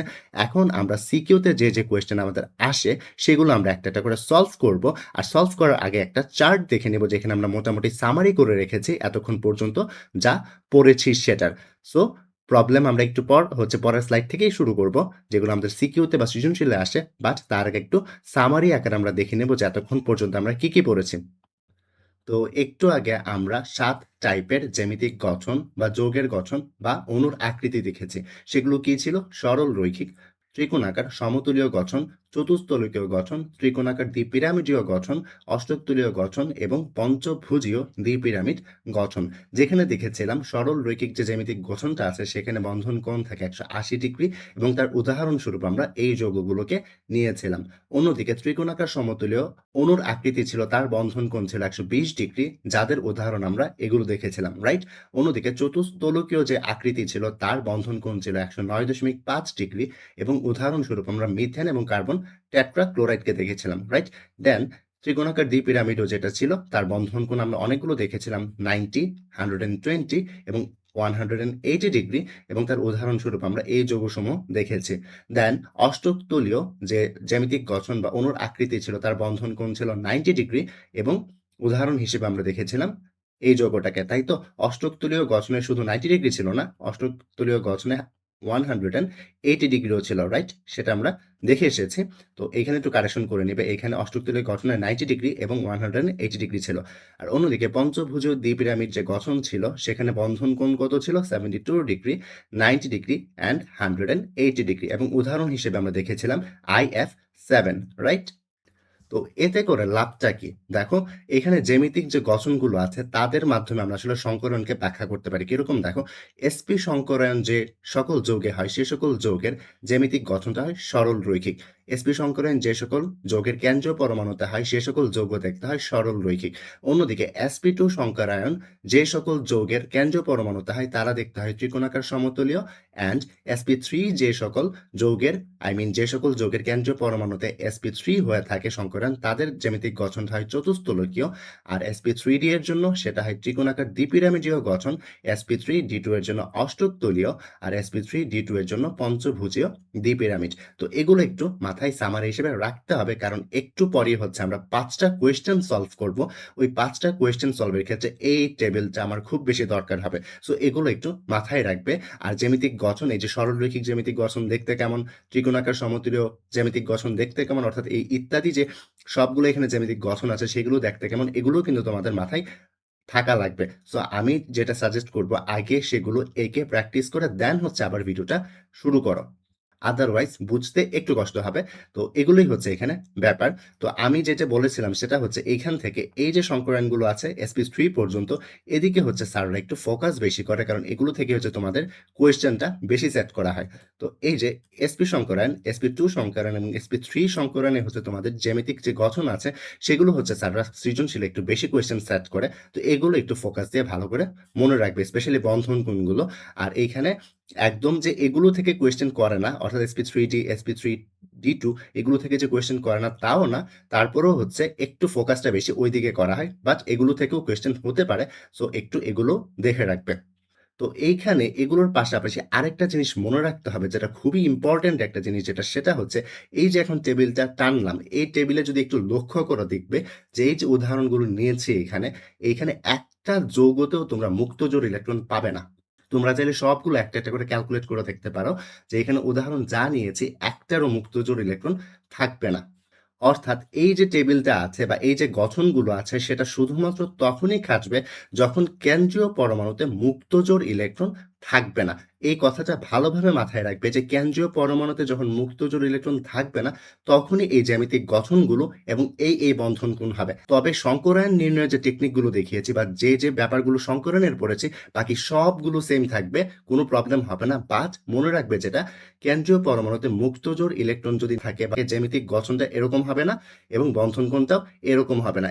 এগুলো আমরা বেসিক্যালি পড়বো হচ্ছে ভিএসইপিআর থিওরি দিয়ে বা ভিএসইপিআর তত্ত্ব দিয়ে, যেটা আমাদের ইন্টারমিডিয়েট লেভেলে খুব সবচাইতে বেশি গুরুত্বপূর্ণ টপিক, যেটা হচ্ছে ভিএসইপিআর থিওরি। সেই থিওরিতে আমরা দেখবো যে মুক্তজোড় ইলেকট্রন থাকলে আমরা জ্যামিতিক গঠন এবং বন্ধন কোণগুলো কিভাবে লিখতে পারি। তো মেইনলি হচ্ছে তোমাদের ইন্টারমিডিয়েট লেভেলে মুক্তজোড় শুধুমাত্র দেওয়া হয় এই সংকরায়নের জন্য, sp3 সংকরায়নের জন্যই হচ্ছে তোমাদের মুক্তজোড় ইলেকট্রন রয়েছে এই সকল যৌগ দেওয়া হয়। অর্থাৎ আমি যেটা বোঝাতে চাচ্ছি, যে সকল যৌগের কেন্দ্রীয় পরমাণুর সংকরায়ন sp3 সংকরায়ন হয়ে থাকে তাদের জন্য হচ্ছে ভিএসইপিআর থিওরি দিয়ে তোমাদের কোয়েশ্চেন সেট করা হয়ে থাকে। তো মাথায় রাখবে যেটা, সেটা হচ্ছে এই পুরো টেবিলটি কখন খাটবে? কেন্দ্রীয় পরমাণুতে মুক্তজোড় ইলেকট্রন না থাকলে। আর যদি কেন্দ্রীয় পরমাণুতে মুক্তজোড় ইলেকট্রন থাকে তখন কোন জিনিসগুলো খাটবে না? এই যে বন্ধন কোণগুলো খাটবে না আর জ্যামিতিক গঠনগুলো খাটবে না। বা সংকরায়ন যে টেকনিকটা আছে বা নির্ণয়ের সূত্রগুলো রয়েছে সবই খাটবে, সবকিছু ঠিক থাকবে। শুধুমাত্র বন্ধন কোণ এবং জ্যামিতিক গঠন কখন খাটবে না? যখন কেন্দ্রীয় পরমাণুতে মুক্তজোড় ইলেকট্রন আছে। না থাকলে অ্যাজ ইট ইজ এখানে যেরকম আছে সেরকমই থাকবে। সো এখন আমরা যে 5টা এক্সাম্পল দেখব, ওই 5টা এক্সাম্পল বা 5টা প্রশ্ন যেগুলো বোর্ড কোয়েশ্চেন আমরা সলভ করব, এগুলো হচ্ছে বেসিকলি একটা যৌগতেও হচ্ছে মুক্তজোড় ইলেকট্রন থাকবে না। মুক্তজোড় ইলেকট্রন থাকলে কিভাবে করতে হয় এটা আমরা ভিএসইপিআর থিওরি দিয়ে ক্লাসের লাস্টে দেখব, যেটা আরো ইম্পর্ট্যান্ট। তো চলো আমরা আমাদের প্রবলেমে শিফট করি। এখানে প্রশ্নে বলা আছে বেরিলিয়াম ক্লোরাইডের গঠন চিত্র সংকরায়ন সহ ব্যাখ্যা করতে। দেখো এখানে কিন্তু বেরিলিয়াম ক্লোরাইডের গঠন আমরা জানি সরল রৈখিক, তাই না? একটু আগে দেখে এসেছি কেন সরল রৈখিক। দেখো এখানে কেন্দ্রীয় পরমাণু বেরিলিয়াম, তার সাথে দুইটা পরমাণু যুক্ত আছে। আমরা জানি দুইটা পরমাণু যদি কেন্দ্রীয় পরমাণুর সাথে থাকে তার গঠনটা সরল রৈখিক। হ্যাঁ, অ্যান্সারটা ঠিক আছে, গঠনটা সরল রৈখিক হবে। বাট ওই গঠন কিন্তু আমরা সংকরণের মাধ্যমে পড়িনি, আমাদের এটাকে সংকরণের মাধ্যমে হচ্ছে এক্সপ্লেইন করতে হবে। সো এটা কিভাবে করব? তো এটার জন্য প্রথম যে কাজটা সেটা হচ্ছে, যেই যৌগটা দেয়া আছে ওই যৌগের গঠন চিত্র যখন আঁকবে তখন যেটা করবে, প্রথমেই হচ্ছে সংকরায়নটা নির্ণয় করে ফেলবে। তো এখানে বেরিলিয়াম ক্লোরাইডের সংকরণ আমরা কি দেখে এসেছিলাম? sp সংকরণ, তাই তো? কেন? কারণ দেখো এই যে বেরিলিয়াম যেটা আছে, বেরিলিয়ামের যে যোজ্যতা স্তর ইলেকট্রন সেটা হচ্ছে দুইটা। কেন দুইটা? কারণ সে গ্রুপ 2 এর মৌল। আর অন্যদিকে ক্লোরিন যেহেতু এখানে দুইটা রয়েছে, ক্লোরিন কয়টা রয়েছে? ক্লোরিন দুইটা রয়েছে। তার মানে বেরিলিয়াম হচ্ছে যুক্ত হবে দুইটা ক্লোরিনের সাথে দুইটা ইলেকট্রন দিয়ে, তাই তো? অর্থাৎ 2 - 2, অর্থাৎ বেরিলিয়ামের কাছে কোনো মুক্তজোড় ইলেকট্রন নেই, তাই তো? এই যৌগে বেরিলিয়ামের কাছে কোনো মুক্তজোড় ইলেকট্রন নেই। আর আমরা কি জানি সংকরণ কিভাবে বের করতে পারি? যুক্ত পরমাণু যোগ মুক্তজোড়, তাই তো? আমরা কিন্তু একটু আগেই করে এসেছি। সো এখানে কত আসবে? অ্যান্সার আসবে 2। আর এখানে সংকর অরবিটাল যেহেতু 2, তার মানে এই সংকরায়নটা হবে এখানে sp সংকরায়ন, তাই তো? আশা করি এগুলো তোমাদের মাথায় আছে। তারপর আমি প্রত্যেকটা প্রশ্নের সংকরায়নগুলো আলাদা আলাদা করে নির্ণয় করে দেখাবো, যাতে করে বোঝাটা ইজি হয়। তো এবার চলো প্রশ্নগুলো সলভ করি। তো একটু খেয়াল করি, এখানে যেহেতু বেরিলিয়াম ক্লোরাইডের গঠন চিত্র সংকরায়ন সহ ব্যাখ্যা করতে বলেছে, তোমার প্রথম যে কাজটা হবে কেন্দ্রীয় পরমাণুর ইলেকট্রন বিন্যাস করে ফেলা। সবসময় গঠন চিত্র সংকরায়ন সহ ব্যাখ্যা যখন করবে, কেন্দ্রীয় পরমাণুর ইলেকট্রন বিন্যাসটা করে ফেলবে। তো এখানে কেন্দ্রীয় পরমাণু বেরিলিয়াম, তো বেরিলিয়ামের ইলেকট্রন বিন্যাসটা করে ফেলবে। দেন যে কাজটা সেটা হচ্ছে উত্তেজিত অবস্থা লেখা। দেখো আমি কিন্তু জৈব যৌগের সংকরণের সময় বলেছিলাম, যখনই সংকরায়নে কোনো একটা কেন্দ্রীয় পরমাণু পার্টিসিপেট করে তখন সে উত্তেজিত অবস্থায় চলে যায়, তাই তো? নরমাল ইলেকট্রন বিন্যাস থেকে উত্তেজিত ইলেকট্রন বিন্যাসটা আমাদের লিখতে হবে। সংকরণের আগে সবসময় হচ্ছে উত্তেজিত অবস্থায় সে চলে যায়। এখন কথাটা হচ্ছে উত্তেজিত অবস্থাটা কিভাবে লিখতে হয়? এটা খুবই সিম্পল। দেখো একটু আগে দেখেছি বেরিলিয়াম ক্লোরাইডের সংকরায়ন কি? sp সংকরায়ন, তাই তো? বেরিলিয়াম ক্লোরাইডের যদি sp সংকরায়ন হয়, এখানে কয়টা অরবিটাল লাগবে? এখানে অরবিটাল লাগবে দুইটা, একটা s আর একটা p। তো এখানে দেখো নরমাল ইলেকট্রন বিন্যাসে 1s2 2s2 রয়েছে, তাই না? তো তুমি তো জানো এটা sp সংকরায়ন, তাই না? তার উত্তেজিত অবস্থায় কি করবে? 2s এর একটা ইলেকট্রনকে 2p তে পাঠিয়ে দিবে। এতে করে দেখো sp সংকরায়ন হয়ে গেল না? দেখো একটা s অরবিটাল আর একটা p অরবিটালে তুমি ইলেকট্রন দিয়ে রেখেছো, এতে করে sp সংকরায়ন হবে। তো সিম্পলি যেটা মনে রাখতে পারো শর্টকাট ওয়েতে, যোজ্যতা স্তর যেটা আছে, উত্তেজিত অবস্থায় লেখার টাইমে যোজ্যতা স্তরে তোমার যে অরবিটালগুলো সংকরায়নে লাগবে সেগুলোতে একটা একটা করে ইলেকট্রন দিয়ে দেবে। কিরকম? দেখো তোমার যদি sp সংকরায়ন হয় তুমি s এ একটা ইলেকট্রন রাখবে, p তে একটা ইলেকট্রন রাখবে। তোমার যদি sp2 সংকরায়ন হয় s এ একটা, p তে দুইটা ইলেকট্রন রাখবে। তোমার যদি হচ্ছে sp3 সংকরায়ন হয় s এ একটা, p তে তিনটা। যদি sp3d হয় তাহলে s এ একটা, p তে তিনটা, d তে একটা রাখবে। ব্যাপারগুলো হয়তোবা বুঝতে পারছো। বা ধরো তোমার হচ্ছে এখন সংকরায়ন হয়ে গেছে sp3 D2। তার মানে তোমার S এ একটা ইলেকট্রন রাখতে হবে, P তে 3 টা ইলেকট্রন রাখতে হবে, D তে 2 টা ইলেকট্রন রাখতে হবে। তো এভাবে যদি চাও শর্টকাটে হচ্ছে উত্তেজিত অবস্থাটা লিখে ফেলতে পারো। তো এখানে দেখো, এখানে যেহেতু আমার হচ্ছে sp হয়েছে সংকরায়ন, তাই আমি কি করেছি, একটা যোজ্যতা স্তরের s অরবিটাল ইলেকট্রন রেখেছি আর একটা যোজ্যতা স্তরের p উপশক্তি স্তরে ইলেকট্রন রেখেছি। যদি sp3 হতো s এ একটা রাখতাম, p তে উপশক্তি স্তরে 3টা রাখতাম। যদি sp3d হতো s এ একটা, p তে 3টা, d তে একটা রাখতাম। সিম্পল। তো দেন যে কাজটা করবে সেটা হচ্ছে, দেখো এখানে 2s আর 2p অর্থাৎ যোজ্যতা স্তর যেটা আছে তার অরবিটাল গুলো এভাবে লিখবে। দেখো s উপশক্তি স্তরের অরবিটাল একটা, s অরবিটাল, তাই তো। অন্যদিকে p উপশক্তি স্তরের অরবিটাল 3টা, px, py এবং pz। এগুলো লিখে নেবে। অরবিটাল সবগুলো লেখার দরকার নেই, শুধুমাত্র যোজ্যতা স্তরের অরবিটাল গুলোই লিখবে। আর সংকরণের সময় শুধুমাত্র যোজ্যতা স্তরের অরবিটাল গুলোই আমাদের লাগছে, বা যোজ্যতা স্তরের যে উপশক্তি স্তরগুলো রয়েছে সেগুলোই আমাদের লাগে। তো দেখো, এই যে অরবিটালগুলো লিখে নিলাম। এখানে s অরবিটালে কয়টা ইলেকট্রন আছে? একটা, দাও একটা ইলেকট্রন। p অরবিটালে কয়টা ইলেকট্রন আছে? একটা, এখানে দাও একটা ইলেকট্রন। তো আমরা তো আগে থেকেই জানি এটা sp সংকরণ, তাই না? তো আমরা লিখবো যে এখানে sp সংকরায়ন হবে। আর মনে আছে সংকরণের টাইমে, তোমাদের জৈব যৌগের সংকরণের টাইমে বলেছিলাম যে এখানে s এবং p অর্থাৎ সংকরায়নে যে সকল অরবিটালগুলো পার্টিসিপেট করবে এগুলোর শক্তি হচ্ছে সমান থাকে না শুরুতে, বাট তারা সংকরণের মাধ্যমে সমশক্তির সমান সংখ্যক সংকর অরবিটাল তৈরি করে, তাই তো। অর্থাৎ যেটা বোঝাতে চাচ্ছি, এখানে দেখো s এবং p অরবিটালের শক্তি সমান না শুরুতে, আর সংকরণের মাধ্যমে সে কি করবে, দুইটা একসাথে মিশ্রিত হয়ে যাবে, মিশ্রিত হয়ে সমসংখ্যক এবং সমশক্তির অরবিটাল তৈরি করবে। যেমন এখানে s এবং p দুইটা অরবিটাল না, সংকর অরবিটাল নতুন দুইটা তৈরি হবে। এবং এই দুইটা অরবিটাল যেগুলো তৈরি হয়েছে, অর্থাৎ সংকর অরবিটাল দুইটার শক্তি পরস্পর সমান হবে, বাট এইদিকে কিন্তু শুরু সংকরণের আগে s এবং p অরবিটালের শক্তি সমান ছিল না। তার মানে এখন থেকে যেটা মনে রাখবো, এখানে যতটা অরবিটাল সংকরণে অংশগ্রহণ করেছে সংকরণের পর ঠিক ততগুলো অরবিটালই তৈরি হবে, এবং নতুন যে তৈরিকৃত অরবিটালগুলো তাদের শক্তিটাও সমান হবে। অর্থাৎ sp সংকরণে নতুন অরবিটাল দুইটা তৈরি হবে, sp2 তে যেহেতু 3টা অরবিটাল সংকরণে পার্টিসিপেট করেছে নতুন অরবিটাল 3টা তৈরি হবে। যদি বলি sp3d, যদি বলি sp3d, এই যে ধরো sp3d সংকরণ যদি হয়, s একটা, p 3টা, d একটা, অর্থাৎ এখানে সংকর অরবিটাল কয়টা তৈরি হবে? এখানে সংকর অরবিটাল তৈরি হবে 5টা। সো এটা একটু মাথায় রাখবে। দেন দেখো, কেন্দ্রীয় পরমাণুর ইলেকট্রন বিন্যাস করার পর যেটা করবে সেটা হচ্ছে যে পরমাণুটি যুক্ত আছে তার ইলেকট্রন বিন্যাসটাও করে ফেলবে। কেমন? আর হয়তো মাথায় তোমাদের আছে যে সংকরায়ন শুধুমাত্র কেন্দ্রীয় পরমাণুরই হয়, কেন্দ্রীয় পরমাণুর সাথে যুক্ত যে পরমাণু আছে তার কিন্তু সংকরায়ন হবে না। সংকরায়ন শুধুমাত্র কেন্দ্রীয় পরমাণুর হবে, অর্থাৎ এই ক্ষেত্রে কেন্দ্রীয় পরমাণু যেহেতু বেরিলিয়াম, শুধুমাত্র বেরিলিয়ামের এখানে সংকরায়ন হবে। আর কেন্দ্রীয় পরমাণু কোনটা? যেটা সংখ্যায় কম বা যার সাথে সবগুলো পরমাণু যুক্ত থাকে।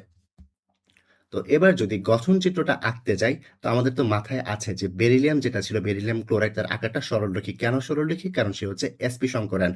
sp সংকরায়নে একটু আগে টেবিলে দেখে এসেছি তারা সরলরৈখিক গঠন হয়। আর সরলরৈখিক গঠন যেন কেমন হয়? সরলরৈখিক গঠনটা এরকম হয়, তাই না? যে এখানে 3টা পরমাণু থাকে, তারা একটা সরলরেখা বরাবর থাকে, এবং মধ্যবর্তী তাদের যে বন্ধন কোণ সেটা হয় 180 ডিগ্রি। তো দেন যে বাকি পার্টটা, অর্থাৎ এখন পর্যন্ত কিন্তু আমরা বেরিলিয়াম ক্লোরাইডের গঠন চিত্রটা আঁকিনি। এটা দেখো, এই যে স্ট্রাকচারটা এঁকেছো এটা কিন্তু বেরিলিয়াম ক্লোরাইডের গঠন চিত্র, সংকরণের মধ্যে না, মাধ্যমে না। আমাদের সংকরণের মাধ্যমে বেরিলিয়াম ক্লোরাইডের গঠন চিত্রটা আঁকতে হবে। সেটা কিভাবে আঁকবো সেটা আসলে এটা দেখে আঁকা যায়। কিরকম? দেখো, এখানে বেরিলিয়াম আছে না, বেরিলিয়ামটা বসিয়ে দাও। দেখো এখানে একটা সিঙ্গেল বন্ড, এখানে একটা সিঙ্গেল বন্ড রয়েছে, তাই না? তো যেখানেই সিঙ্গেল বন্ড দেখবে এরকম, একটা সিঙ্গেল বন্ড, দুইটা সিঙ্গেল বন্ড, তাহলে যেটা করবে, এই যে একটা সংকর অরবিটাল, দুইটা সংকর অরবিটাল, দেখো এটা একটা সিঙ্গেল বন্ড, তার জন্য একটা সংকর অরবিটাল ইউজ করলাম, এটা একটা সিঙ্গেল বন্ড, তার জন্য আরেকটা সংকর অরবিটাল ইউজ করলাম। তো এখানে কি হয়েছে? এখানে দেখো খুবই সিম্পল, বেরিলিয়াম আর ক্লোরিন তার মাঝখানে কি দুইটা ইলেকট্রন থাকবে, তাই না? আমরা তো আগেই পড়েছিলাম একটা সমযোজী বন্ধনে দুইটা ইলেকট্রন থাকে, আর দুইটা ইলেকট্রনের মাঝখানে একটা ইলেকট্রন বেরিলিয়াম থেকে আসবে আর একটা ইলেকট্রন ক্লোরিন থেকে আসবে। তো বেরিলিয়াম এখানে একটা ইলেকট্রন অলরেডি দিয়ে দিয়েছে, আর একটা ক্লোরিন নিয়ে আসবে। এখানেও এই ইলেকট্রনটা, এখানে এই যে এই বন্ধনটা রয়েছে, এই বন্ধনে হচ্ছে একটা ইলেকট্রন বেরিলিয়াম দিবে আর একটা ইলেকট্রন ক্লোরিন দিবে। তো দেখো বেরিলিয়াম একটা ইলেকট্রন অলরেডি নিয়ে এসেছে, ক্লোরিন নিয়ে আনাটা বাকি, তাই তো। আর মনে আছে হয়তো একটা সমযোজী বন্ধনে সে যদি ইলেকট্রন উপরের স্পিনের দেয় এই বন্ধনে, ক্লোরিন দিবে হচ্ছে তার নিচের দিকের স্পিনের ইলেকট্রন। অর্থাৎ সমযোজী বন্ধনে একটা ইলেকট্রন স্পিন উপরের দিকে হলে আরেকটা ইলেকট্রন স্পিন নিচের দিকে হয়, রাইট? তো এখানে দেখো, এই যে ক্লোরিন একটা ইলেকট্রন নিয়ে চলে আসলো বিপরীত স্পিনের, সেম ভাবে এই যে ক্লোরিন সেও একটা ইলেকট্রন নিয়ে আসবে বিপরীত স্পিনের। তাতে করে আমাদের যে এই যে গঠনটা, এটা কিন্তু সংকরণের মাধ্যমে লেখা হয়ে গেল। তো আশা করি এতটুকু ক্লিয়ার। বাট একটা কোয়েশ্চেন তোমাদের মনে হয়তোবা এখন অ্যারাইজ করতে পারে, সেটা হচ্ছে প্রিভিয়াস ক্লাসে আমরা যখন জৈব যৌগের সংকরায়ন পড়েছিলাম, তখন কিন্তু এইখানে অসংকরায়িত যে অরবিটালটা ছিল সেটা ছিল হাইড্রোজেনের অসংকরায়িত অরবিটাল, তাই না? তখন কিন্তু এই যে বেরিলিয়াম, তখন কিন্তু আমরা দেখতাম যে যার সংকরণ হয় না, অর্থাৎ যে কেন্দ্রীয় পরমাণুর সাথে যুক্ত থাকে, যেমন এই ক্ষেত্রে ক্লোরিন, সেটা কিন্তু আমরা গোল দেখাতাম, তাই না? তোমরা যদি মনে থাকে তোমাদের, আমরা কিন্তু এই যে যার সংকরণ হয়নি তাকে আমরা গোল দেখাতাম, যেমন হাইড্রোজেনের অরবিটালটাকে গোল দেখাতাম। বাট এই ক্ষেত্রে আমরা ডাম্বেল আকৃতির কেন দেখাচ্ছি? সবসময় একটা জিনিস মনে রাখবে, যার সংকরণ হয়নি সে সবসময় ডাম্বেল আকৃতির হবে, এক্সেপ্ট হাইড্রোজেন। হাইড্রোজেনটা কিরকম দেখাবে? হাইড্রোজেনটা গোলীয় দেখাবে। হাইড্রোজেনটা কি দেখাবে? হাইড্রোজেনের আমি কি বোঝাতে চাচ্ছি দেখো, এখানে হাইড্রোজেন যেটা আছে, হাইড্রোজেনে যখন ইলেকট্রন নিয়ে আসবে তখন তারটা দেখাবে হচ্ছে এরকম ভাবে গোলীয়, আর বাকি সব ক্ষেত্রে দেখাবে হচ্ছে ডাম্বেল আকৃতির। কেন জানো? কারণ শুধুমাত্র হাইড্রোজেনেরই হচ্ছে অ্যাস অরবিটাল যোজ্যতা স্তর, আর বাকি সবগুলো পরমাণুর ক্ষেত্রে যোজ্যতা স্তর সংকরণের ক্ষেত্রে পি অরবিটাল হয়ে থাকে। তাই হাইড্রোজেন থাকলেই শুধুমাত্র গোলীয় হবে অরবিটালটা, মানে হচ্ছে যার সংকরণ হয়নি সে অরবিটালটা গোলীয় হবে। আর যদি হচ্ছে অন্য কোনো পরমাণু থাকে তখন তোমরা ডাম্বেল আকৃতির দেখাবে। এটা একটু পরে যখন আরো এক্সাম্পল করবো তখন আরো বেশি ক্লিয়ার হয়ে যাবে। হয়তো আপাতত একটু ঝাপসা লাগছে, বাট পরবর্তীতে এটা ক্লিয়ার হয়ে যাবে। তো এতটুকু গেল। দেন আমরা কি দেখেছি দেখো, এখানে বন্ধন কোণ কত? 180 ডিগ্রি না? এই 180 ডিগ্রিটা এখানে বসিয়ে দাও। তো এটাই হচ্ছে আমাদের বেরিলিয়াম ক্লোরাইড অণুর গঠন চিত্র, যেটা সরল রৈখিক, এবং এটাকে এক্সপ্লেন করেছে সংকরণের মাধ্যমে। সো আমাদের অ্যান্সার হচ্ছে আসলে এই পার্টটুকুই হচ্ছে কোয়েশ্চেনে চেয়েছিল, যে বেরিলিয়াম ক্লোরাইডের গঠন চিত্র সংকরণ সহ ব্যাখ্যা করে। এগুলো কিন্তু বোর্ড কোয়েশ্চেনে আসে, এভাবেই কোয়েশ্চেন হয়ে থাকে। সো এগুলো একটু মাথায় রাখবে। আর তোমাদের মাথায় এখন আসতে পারে জাস্ট এটাকে দিলেই তো হচ্ছে না, কোয়েশ্চেনে এগুলো একটু দেখাতে হবে। এগুলো যদি না দেখাও স্যাররা হচ্ছে কমপ্লিট মার্ক দিবে না। তো এটাই ছিল আমাদের প্রথম কোয়েশ্চেন। এবার চলো আরেকটা কোয়েশ্চেন সলভ করি, যেখানে বলা আছে BF3 এর গঠন চিত্র সংকরণ সহ ব্যাখ্যা করো। তো প্রথমে যেন কি করতে হবে? তার সংকরণটা বের করতে হবে। যদি মনে থাকে তার সংকরণ ছিল sp2। কিভাবে? দেখো, প্রথম কাজ কি? মুক্তজোড় ইলেকট্রন সংখ্যা নির্ণয় করা, তাই তো? বোরনের যে গ্রুপ সেটা হচ্ছে 13 নম্বর গ্রুপ, আর 13 নম্বর গ্রুপের সবার হচ্ছে যোজ্যতা স্তরের ইলেকট্রন থাকে 3টা, তাই 3 লিখেছি। তার মানে বোরনের যোজ্যতা স্তরের ইলেকট্রন রয়েছে 3টা। বোরন 3টা ফ্লোরিনের সাথে বন্ধন করতে গিয়ে 3টা ইলেকট্রন খরচ করে ফেলেছে। তার মুক্তজোড় কয়টা আছে? একটাও নেই, তাই তো? তো তার যেহেতু মুক্তজোড় ইলেকট্রন একটাও নেই, তো আমরা যদি হচ্ছে এখন তার সংকরায়ন বের করতে চাই, আমরা কি করব? প্রথমে সংকর অরবিটাল নির্ণয় করব, তাই না? সংকর অরবিটাল কিভাবে নির্ণয় করতে হয়? কয়টা পরমাণু যুক্ত আছে? এখানে 3টা পরমাণু যুক্ত আছে কেন্দ্র পরমাণুর সাথে, যোগ মুক্তজোড় ইলেকট্রন, তাই তো? তার মানে সংকর অরবিটাল এখানে 3। আর সংকর অরবিটাল 3 আসলে আমরা যেন কি সংকরায়ন বলি? আমরা বলি হচ্ছে sp2 সংকরায়ন, তাই তো? অর্থাৎ এইখানে এই যে BF3 মলিকিউলটা বা অণুটা আছে সেখানে কি হবে? sp3 সংকরণ, তাই তো? আর দুঃখিত, sp2 সংকরণ। আর sp2 সংকরণ মানে জন্য কি? একটা s অরবিটাল এবং 2টা p অরবিটাল এখানে পার্টিসিপেট করবে সংকরায়নে, রাইট? তো চলো, প্রথম কাজ কি? কেন্দ্রীয় পরমাণুর ইলেকট্রন বিন্যাস লিখা। তো কেন্দ্রীয় পরমাণুর ইলেকট্রন বিন্যাস লিখতে গেলে কার লিখতে হবে? বোরনের, তাই তো? বোরন এখানে কেন্দ্রীয় পরমাণু, অর্থাৎ 1s2 2s2 2p1, রাইট? এখন উত্তেজিত অবস্থা যদি লিখতে চাই, উত্তেজিত অবস্থা আমরা কিভাবে লিখবো? আমরা তো আগে থেকেই জানি এটা সংকরণ হচ্ছে sp2 সংকরণ, তাই না? যেহেতু এটা sp2 সংকরণ, তার মানে আমার s উপশক্তি স্তরে একটা ইলেকট্রন দিতে হবে যোজ্যতা স্তরের, p উপশক্তি স্তরে 2টা ইলেকট্রন দিতে হবে যোজ্যতা স্তরের, তাই তো? তো এখানে উত্তেজিত অবস্থাটা যখন আমরা লিখবো, দেখো, s উপশক্তি স্তরে একটা ইলেকট্রন দিয়েছি এবং p উপশক্তি স্তরে 2টা ইলেকট্রন দিয়েছি। দেন কাজ কি? দেন কাজ হচ্ছে যোজ্যতা স্তরের অরবিটাল আকারে লিখে ফেলা, তাই তো? এই ব্যাপারগুলো আর রিপিট করছি না, কারণ একটু আগে দেখে এসেছি। এস অরবিটালে, এস উপশক্তি স্তরে একটা ইলেকট্রন আছে, দিলাম। পি উপশক্তি স্তরে 2টা আছে, একটা পি এক্স অরবিটালে দিব, একটা পি ওয়াই অরবিটালে দিব, রাইট? আর এখানে সংকরণ যেহেতু sp2 সংকরণ, তাই আমরা দিব sp2 সংকরণ। আর sp2 সংকরণে সংকর অরবিটাল কয়টা তৈরি হবে? 3টা তৈরি হবে। এই যে 3টা সংকর অরবিটাল। দেন কাজ কি ছিল? দেন কাজ ছিল হচ্ছে কেন্দ্রীয় পরমাণু যে না, তার ইলেকট্রন বিন্যাস। তো আমরা এখানে ফ্লোরিনের ইলেকট্রন বিন্যাসটা করে নিলাম। দেন কাজ কি? দেন কাজ গঠন চিত্র আঁকা। মনে আছে sp2 সংকরায়ন বা যখন কেন্দ্রীয় পরমাণুর সাথে 3টা পরমাণু যুক্ত থাকে তখন তার আকারটা কি হতো? তখন তার আকারটা হতো ত্রিকোণাকার সমতুল্য, তাই তো? তখন তার আকারটা হতো ত্রিকোণাকার সমতুল্য। এই যে ত্রিকোণাকার সমতুল্য আকারটা আমরা এঁকে নিলাম। আর তাদের জন্য বন্ধন কোণ কত ছিল? এই বন্ধন কোণ এবং এই বন্ধন কোণটা ছিল হচ্ছে 120 ডিগ্রি করে, তাই তো? যদি এগুলো মনে থাকে ইজি লাগবে। কত ছিল? ১২০ ডিগ্রি করে তাদের বন্ধন কোণটা ছিল। তো এখন আমাদের কাছে কি গঠন চিত্র আঁকা। দেখো বোরন আছে, বোরনকে বসিয়ে দাও। দেখো প্রত্যেকটা সিঙ্গেল বন্ডকে কি করবে? প্রত্যেকটা সিঙ্গেল বন্ডের জন্য একটা করে সংকর অরবিটাল ইউজ করবে। দেখো এখানে একটা সিঙ্গেল বন্ড, একটা সংকর অরবিটাল ইউজ করলাম। এখানে একটা সিঙ্গেল বন্ড, আরেকটা সংকর অরবিটাল ইউজ করলাম। এখানে একটা সিঙ্গেল বন্ড, এটার জন্য আমার লাস্ট যে সংকর অরবিটাল সেটা ইউজ করব। তো কি করে ফেললাম আমরা? আমরা হচ্ছে এখানে বোরন, এখানে এই বন্ধনে একটা ইলেকট্রন দিবে, এই বন্ধনে একটা ইলেকট্রন দিবে, এই বন্ধনে একটা ইলেকট্রন দিবে।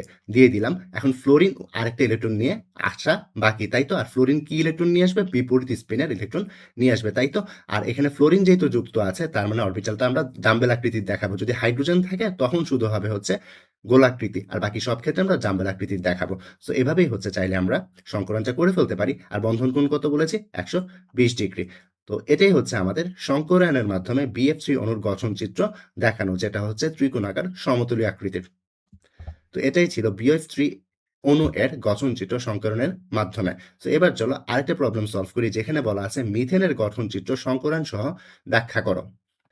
তো প্রথম কাজ কি? প্রথম কাজ হচ্ছে মিথেন এর গঠন চিত্র যখন সংকরণের মাধ্যমে ব্যাখ্যা করব, প্রথম কাজ হচ্ছে তার সংকরায়ন বের করে ফেলা, রাইট? তো মিথেনের সংকরায়ন কি ছিল? sp3 সংকরায়ন, তাই তো? কেন? দেখো প্রথম কাজ কি? মুক্তজোড় বের করা সংকরায়ন নির্ণয়ের সময়। মুক্তজোড় কিভাবে বের করি? দেখো কার্বন গ্রুপ নাম্বার 14 এর পরমাণু, তাই তার যোজ্যতা স্তর ইলেকট্রন থাকবে 4টা, তাই তো? তার ইলেকট্রন আছে 4টা, সে 4টা হাইড্রোজেনের সাথে যুক্ত হয়েছে, তো 4টা ইলেকট্রন সে খরচ করে ফেলবে ওই বন্ধনের জন্য। সো মুক্তজোড় থাকবে 0টা। আর মুক্তজোড় 0ই আসা উচিত, কারণ আমি তো বলেছি এই যে প্রশ্ন যেগুলো 5টা করবে এখানে একটাও মুক্তজোড় থাকবে না, রাইট? মুক্তজোড় থাকলে আমাদের যেটা করতে হবে সেটা হচ্ছে VSEPR থিওরি দিয়ে এক্সপ্লেইন করতে হবে। সো আপাতত এখানে 0ই আসবে, এটা আমরা সবাই জানি। তো এখানে যেহেতু মুক্তজোড় 0 এসেছে, দেন কাজ কি? সংকরায়ন বের করা। সংকরায়ন কিভাবে বের করব? সংকরায়ন বের করব যুক্ত পরমাণুর সংখ্যা, যেহেতু এখানে 4টা হাইড্রোজেন যুক্ত রয়েছে, 4 যোগ মুক্তজোড়, তাই তো? কেন্দ্রীয় পরমাণুর মুক্তজোড়, তাহলে কত? 4। আর 4 আসা মানে কি? sp3 সংকরায়ন, অর্থাৎ এই যৌগ গঠনে কেন্দ্রীয় পরমাণুর একটা s অরবিটাল আর 3টা p অরবিটাল সংকরণে পার্টিসিপেট করবে, রাইট? তো চলো তার গঠন চিত্রটা আমরা এঁকে ফেলি। প্রথম কাজ কি? কেন্দ্রীয় পরমাণুর ইলেকট্রন বিন্যাস। এখানে কেন্দ্রীয় পরমাণুকে কার্বন সংখ্যায় কম এবং সবগুলো পরমাণু কার্বনের সাথেই যুক্ত আছে, তাই তাই কার্বন যে ইলেকট্রন বিন্যাস রয়েছে সেটা আমরা জানি এমন। তো উত্তেজিত অবস্থা যখন লিখতে যাবো কি লিখবো? দেখো এটা sp3 সংকরায়ন না? এসে একটা ইলেকট্রন রাখবো, পিতে 3টে ইলেকট্রন দিব। দেন কাজ কি? অরবিটাল লিখে ফেলা, তাই তো? দেন কাজ কি? ইলেকট্রনগুলো প্রবেশ করিয়ে ফেলা, রাইট? ইলেকট্রনগুলো এখানে প্রবেশ করে ফেললাম। আর ইলেকট্রনগুলো এখানে প্রবেশ করানোর টাইমে অবশ্যই হিউন্ডন নীতি মেনে যাবে। কেমন? আর এখানে কি হয়েছে? sp3 সংকরণ, জানি তো, তাই তো? তো অরবিটাল কয়টা আছে? 4টা। সংকর অরবিটাল কয়টা? 4টা। কেন্দ্রীয় পরমাণুর সাথে যুক্ত পরমাণুকে হাইড্রোজেন। হাইড্রোজেনের ইলেকট্রন বিন্যাস কি? 1s1। দেন মিথেন। মিথেনের সাথে বা কেন্দ্রীয় পরমাণু কার্বনের সাথে যুক্ত পরমাণু কয়টা? 4টা, তাই তো?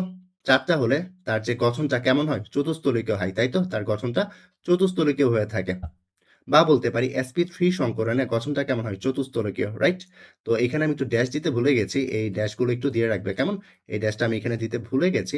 এই ড্যাশগুলো একটু দিয়ে রাখবে এখানে, যে চতুস্তলিক আকার। এবং তাদের বন্ধন কোণ কত হয়? বন্ধন কোণ আমরা দেখে এসেছিলাম 109 ডিগ্রি, আই মিন 109.5 ডিগ্রি হয়ে থাকে, তাই না? 109.5 ডিগ্রি হয়ে থাকে। তো এভাবে চাইলে এখানে আকারটা লিখার পর যেটি করবে সেটা হচ্ছে সংকরণের মাধ্যমে ব্যাখ্যা করবে। কিভাবে? দেখো বলেছিলাম কি একটা সিঙ্গেল বন্ড মানে একটা সংকর অরবিটাল, তাই তো? তো এই সিঙ্গেল বন্ডের জন্য একটা সংকর অরবিটাল, আর আসলে আমি এখানে আকারটা দিয়েছিলাম, যাই হোক। আচ্ছা দেখো এখানে এই যে এখানে একটা সিঙ্গেল বন্ড মানে একটা সংকর অরবিটাল, আরেকটা সিঙ্গেল বন্ড মানে আরেকটা সংকর অরবিটাল, আরেকটা সিঙ্গেল বন্ড আরেকটা সংকর অরবিটাল, আরেকটা সিঙ্গেল বন্ড আরেকটা সংকর অরবিটাল। সো 4টা সংকর অরবিটাল আমার ফিল আপ হয়ে গেছে, তাই তো? তো এখানে বন্ধন গঠনের জন্য হাইড্রোজেনের সাথে কার্বন কি করেছে? তার 4টা ইলেকট্রনই দিয়ে রেখেছে। এখন শুধুমাত্র হাইড্রোজেন আসা বাকি, তাই তো? কি বলেছিলাম?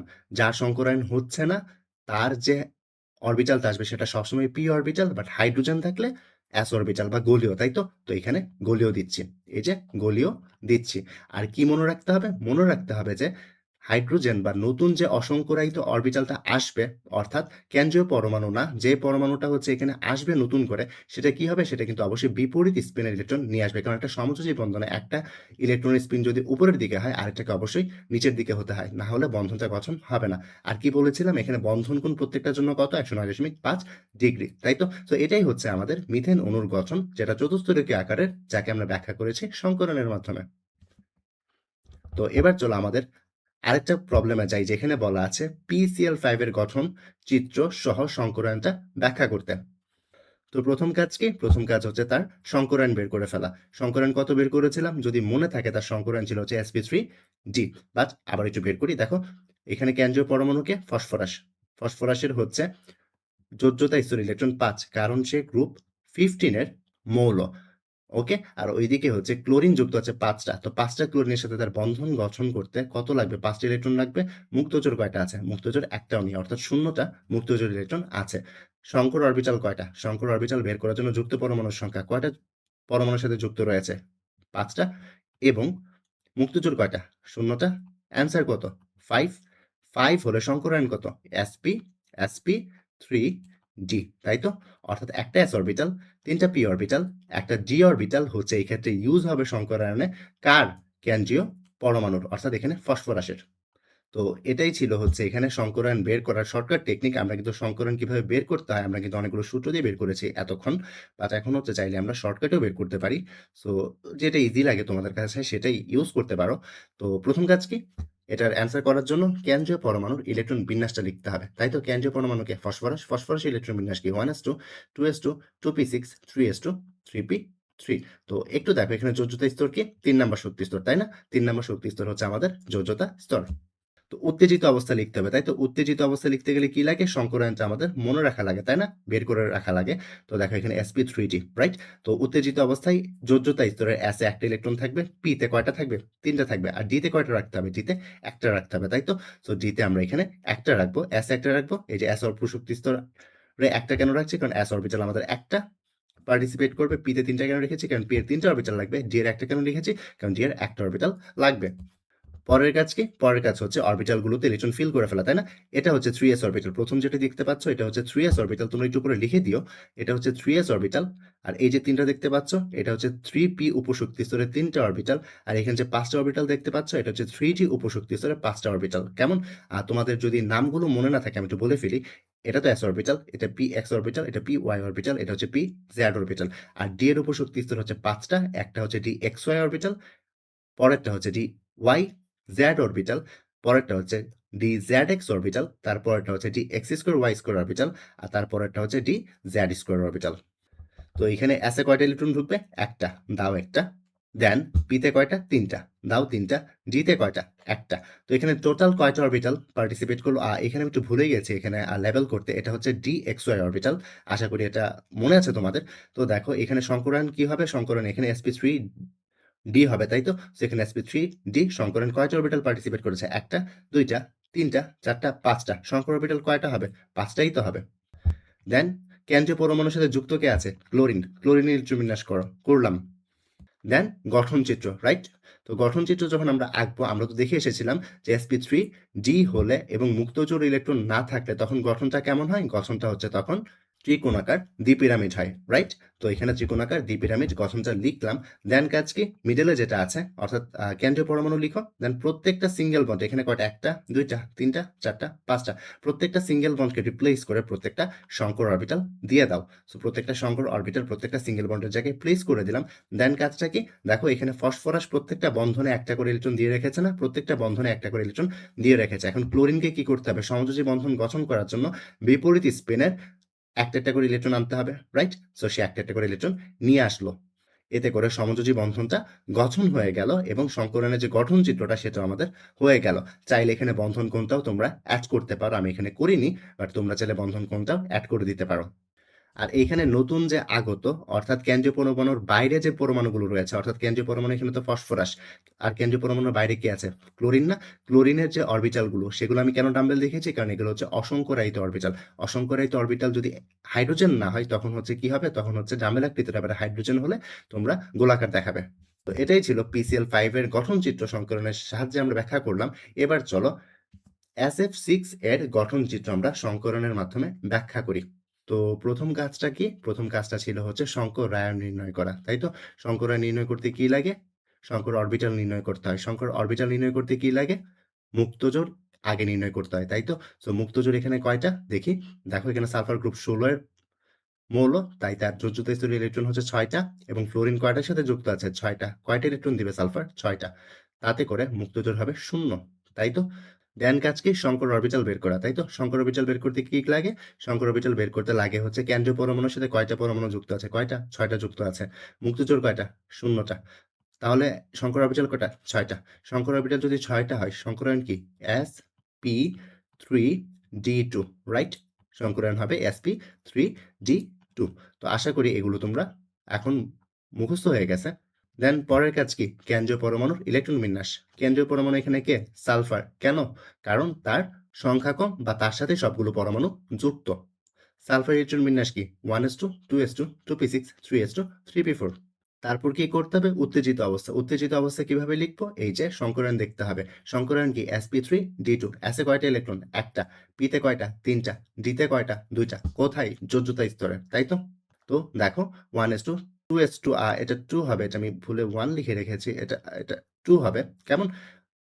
1s2, 2s2, 2p6, 3s1, 3p3, 3d2। কেন? কারণ এই যে এসে একটা লাগবে যোজ্যতা স্তরে ইলেকট্রন, পিতে তিনটা লাগবে, ডিতে দুইটা লাগবে।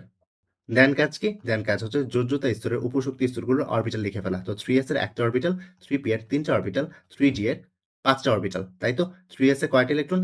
একটা। 3s এ কয়টা ইলেকট্রন? 3s এ হচ্ছে একটা ইলেকট্রন, 3p তে ৩ টা ইলেকট্রন, অন্যদিকে 3d তে ২ টা ইলেকট্রন। সো লিখে ফেললাম। তো অরবিটাল কয়টা লাগছে টোটাল এখানে? অরবিটাল লাগছে ১ টা, ২ টা, ৩ টা, ৪ টা, ৫ টা, ৬ টা, তাই তো? সো ৬ টা অরবিটাল মিলে কয়টা সংকর অরবিটাল তৈরি করবে? ৬ টা সংকর অরবিটাল তৈরি করবে, রাইট? ১ টা, ২ টা, ৩ টা, ৪ টা, ৫ টা, ৬ টা। দেন কাজ কি? দেন কাজ হচ্ছে কেন্দ্রীয় পরমাণু না যেটা তার ইলেকট্রন বিন্যাস লিখে ফেলা। সো লিখে ফেললাম। দেন যেটি করতে হবে সেটি হচ্ছে গঠন চিত্র আঁকা। সো আমরা তো মনে আছে আমরা যখন হচ্ছে SF6 পড়েছিলাম বা হচ্ছে অষ্টক তলীয় কাঠামো পড়েছিলাম, তখন আমরা দেখেছিলাম যে sp3d2 হলে বা কেন্দ্রীয় পরমাণুর সাথে ৬ টা পরমাণু যুক্ত থাকলে তখন যে আকারটা হয় সেটা হচ্ছে অষ্টক তলীয়, তাই তো? আর অষ্টক তলীয় শেপটা দেখতে এমন ছিল, রাইট? দেন কি করব? দেন হচ্ছে কেন্দ্রীয় পরমাণু যেটা আছে সেটা লিখলাম। দেন প্রত্যেকটা সিগমা বন্ধন বা সিঙ্গেল বন্ডকে রিপ্লেস করে আমরা কি করব? একটা একটা করে সংকর অরবিটাল দিব। দেখো এখানে ১ টা, ২ টা, ৩ টা, ৪ টা, ৫ টা, ৬ টা সিঙ্গেল বন্ড বা সিগমা বন্ধন আছে। সংকর অরবিটালও কিন্তু আমার কাছে ৬ টাই আছে। সো বন্ধনগুলোর জায়গা মতো হচ্ছে সংকর অরবিটালগুলো দিয়ে দাও। তো এখানে কি করলো? এখানে সালফার হচ্ছে ৬ টা ইলেকট্রন জায়গা মতো দিয়ে রেখেছে। এখন বাকি কি? বাকি হচ্ছে কেন্দ্রীয় পরমাণু না যেটা সেটা হচ্ছে ইলেকট্রন নিয়ে এখানে আসতে হবে। তাহলেই তো বন্ধনটা গঠন হয়ে যাবে, রাইট? আর কেন্দ্রীয় পরমাণু যেটা আছে তার আকার ডাম্বেল আকৃতির কেন? ডাম্বেল আকৃতি হওয়ার কারণ হচ্ছে কারণ এটা হাইড্রোজেন না। হাইড্রোজেন হলে গোলাকৃতির হতো। আর হাইড্রোজেন বাদে বাকি সবটার জন্য আমরা দেখাবো হচ্ছে ডাম্বেল আকৃতির। কেন? কারণ একমাত্র হাইড্রোজেনেরই হচ্ছে যোজ্যতা স্তর হচ্ছে s অরবিটাল। কেমন? সংকরণের ক্ষেত্রে। তো এই যে গঠন চিত্রটা, এটা কার জন্য এঁকেছি? SF6 অণুর গঠন চিত্র। দেখতে কেমন? অষ্টক তলীয়। সো এবার চলো লাস্ট আরেকটা প্র্যাকটিস করে ফেলি। সেটা হচ্ছে IF7 যে যৌগটি রয়েছে তার যদি সংকরায়ন এবং গঠন চিত্র আমাদের লিখতে হয় তাহলে আমরা কিভাবে করব? এই প্রবলেমটি করার পর আমরা ডিরেক্টলি মুভ করব হচ্ছে VSEPR থিওরিতে। যেখানে হচ্ছে মুক্তজোড় থাকলে আমাদের বন্ধন কোণ বা জ্যামিতিক গঠন কেমন হবে সেটা আমরা দেখব। তো সংকরায়ন বের করার প্রথম কাজ কি ছিল? প্রথম কাজ ছিল হচ্ছে মুক্তজোড় ইলেকট্রন বের করা, তাই তো? মুক্তজোড় ইলেকট্রন বলতে মুক্তজোড় সংখ্যা বের করা, তাই তো? মুক্তজোড় ইলেকট্রন না, আসলে মুক্তজোড় সংখ্যা বের করা। তো দেখো এখানে আয়োডিন গ্রুপ 17 যোজ্যতা স্তর ইলেকট্রন কয়টা? 7 টা। যুক্ত পরমাণু কয়টা? ৭ টা। অর্থাৎ আয়োডিন তার যোজ্যতা স্তরে ৭ টা ইলেকট্রন ৭ টা ফ্লুরিনের সাথে বন্ধন গঠনের সময় ইউজ করে ফেলেছে। তার ইলেকট্রন মুক্তজোড় কয়টা আছে? ১ টা, তাই তো? দুঃখিত, মুক্তজোড় কয়টা আছে? তার মুক্তজোড় আছে হচ্ছে ১ টাও না, ০ টা মুক্তজোড় ইলেকট্রন আছে। অর্থাৎ এখানে IF7 এ আয়োডিনের কোনো মুক্তজোড় ইলেকট্রন নেই। দেন সংকরায়ন কিভাবে বের করতাম? সংকর অরবিটাল সংখ্যা নির্ণয় করতাম। সংকর অরবিটাল সংখ্যা কি ছিল? যুক্ত পরমাণুর সংখ্যা যোগ মুক্তজোড়, তাই না? যুক্ত পরমাণু কয়টা? যুক্ত পরমাণু ফ্লুরিন আছে এখানে ৭ টা। মুক্তজোড় কয়টা? ০ টা। তাহলে আমাদের সংকরায়ন বা সংকর অরবিটাল কয়টা? ৭ টা। সংকর অরবিটাল যদি ৭ টা হয় তাহলে আমাদের সংকরায়ন কি? আমাদের সংকরায়ন হবে হচ্ছে sp3d3, তাই তো? আমাদের সংকরায়ন কি হবে? sp3d3। এগুলো তো আমরা পড়ে এসেছি, তাই তো? তো এই ক্ষেত্রে IF7 এর সংকরায়নটা হচ্ছে sp3d3 সংকরায়ন। সো এখন যদি গঠন চিত্রটা আঁকতে চাই খুব ইজিলি পারবো, কারণ আমরা দেখেছিলাম IF7 যেটা আছে বা sp3d3 সংকরায়ন যাদের হয় তাদের যে আকারটা সেটা হচ্ছে পঞ্চভুজীয় দ্বিপিরামিড, রাইট? আর পঞ্চভুজীয় দ্বিপিরামিডের স্ট্রাকচারটা কেমন ছিল? এরকম ছিল, রাইট? সো এটাই ছিল পঞ্চভুজীয় দ্বিপিরামিড। তো এখন যদি আমাদের এখান থেকে সংকরণের মাধ্যমে গঠন চিত্র ব্যাখ্যা করতে হয় তখন কি করবো? দেখো এখানে আয়োডিন আছে, কেন্দ্রীয় পরমাণুতে আয়োডিন দাও। আর দেখো কি বলেছিলাম? প্রত্যেকটা সিঙ্গেল বন্ড বা সিগমা বন্ধন মানে কি? এক একটা সংকর অরবিটাল। তো এখানে দেখো সংকর অরবিটাল কয়টা? টোটাল ৭ টা, কারণ তার হচ্ছে sp3d3 সংকরণ। তো ১ টা, ২ টা, ৩ টা, ৪ টা, ৫ টা, ৬ টা, ৭ টাই কিন্তু সিগমা বন্ধন আছে। তো প্রত্যেকটা সিগমা বন্ধনের জায়গায় বা সিঙ্গেল বন্ধনের জায়গায় তোমরা কি করবে? একটা করে সংকর অরবিটাল বসিয়ে দিবে, তাই তো? দেন কাজ কি? দেন কাজ হচ্ছে যে হচ্ছে অসংখ্যায়িত রয়েছে অর্থাৎ ফ্লোরিন এখানে মানে যে কেন্দ্রীয় পরমাণু না সে কি করবে? একটা, একটা করে ইলেকট্রন আনবে, তাই না? সে যেহেতু ফ্লোরিন তার মানে সে এখানে ডাম্বেল আকৃতির অরবিটাল নিয়ে আসবে একটা, একটা করে, তাই তো? যদি হাইড্রোজেন হতো গোলাকৃতির অরবিটাল নিয়ে একটা, একটা করে আসতো। সো এটাই হচ্ছে এখানে যেটা আঁকলাম সেটাই হচ্ছে IF7 এর গঠনচিত্র। এই ক্ষেত্রে একটু খেয়াল করবে আমরা কিন্তু ইলেকট্রন বিন্যাস এগুলো কিচ্ছুই এখানে বা উত্তেজিত অবস্থায় কিচ্ছু দেখাইনি। এটা আমি জাস্ট একটু প্র্যাকটিস করার জন্য দেখালাম। যাতে তোমাদের হচ্ছে গঠনচিত্র কিভাবে ইলেকট্রন বিন্যাস না করে আঁকতে হয় সেটাও যাতে একটু শিখে ফেলো। বাট পরীক্ষাতে কিন্তু অবশ্যই ইলেকট্রন বিন্যাসগুলো দেখেই আসবে। তো এরই সাথে মুক্তজোড় ছাড়া যে সকল যৌগ রয়েছে অর্থাৎ কেন্দ্রীয় পরমাণু রয়েছে তাদের যৌগের হচ্ছে আমরা সংকরায়ন দেখে ফেলেছি। এখন আমরা যেটা দেখব সেটা হচ্ছে মুক্তজোড় আছে এমন যে যৌগগুলো আছে তাদের সংকরণ কিভাবে করতে হয়। সো একটু যদি এই চার্টটা মনে রাখো, এই চার্টটা যেটা ছিল সেটা হচ্ছে যেগুলোর মুক্তজোড় ছিল না, যে সকল যৌগের কেন্দ্রীয় পরমাণুতে তাদের হচ্ছে জ্যামিতিক গঠন, সংকরায়ন এবং তাদের বন্ধন গুণ কিভাবে বের করতে হতো।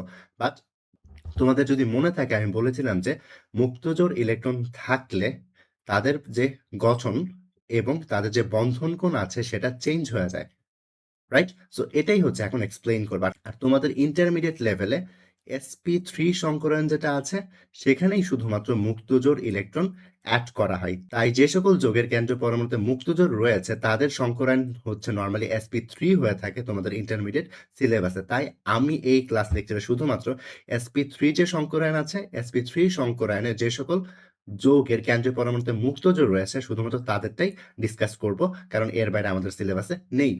আর এটা কিসের সাহায্যে এক্সপ্লেন করব?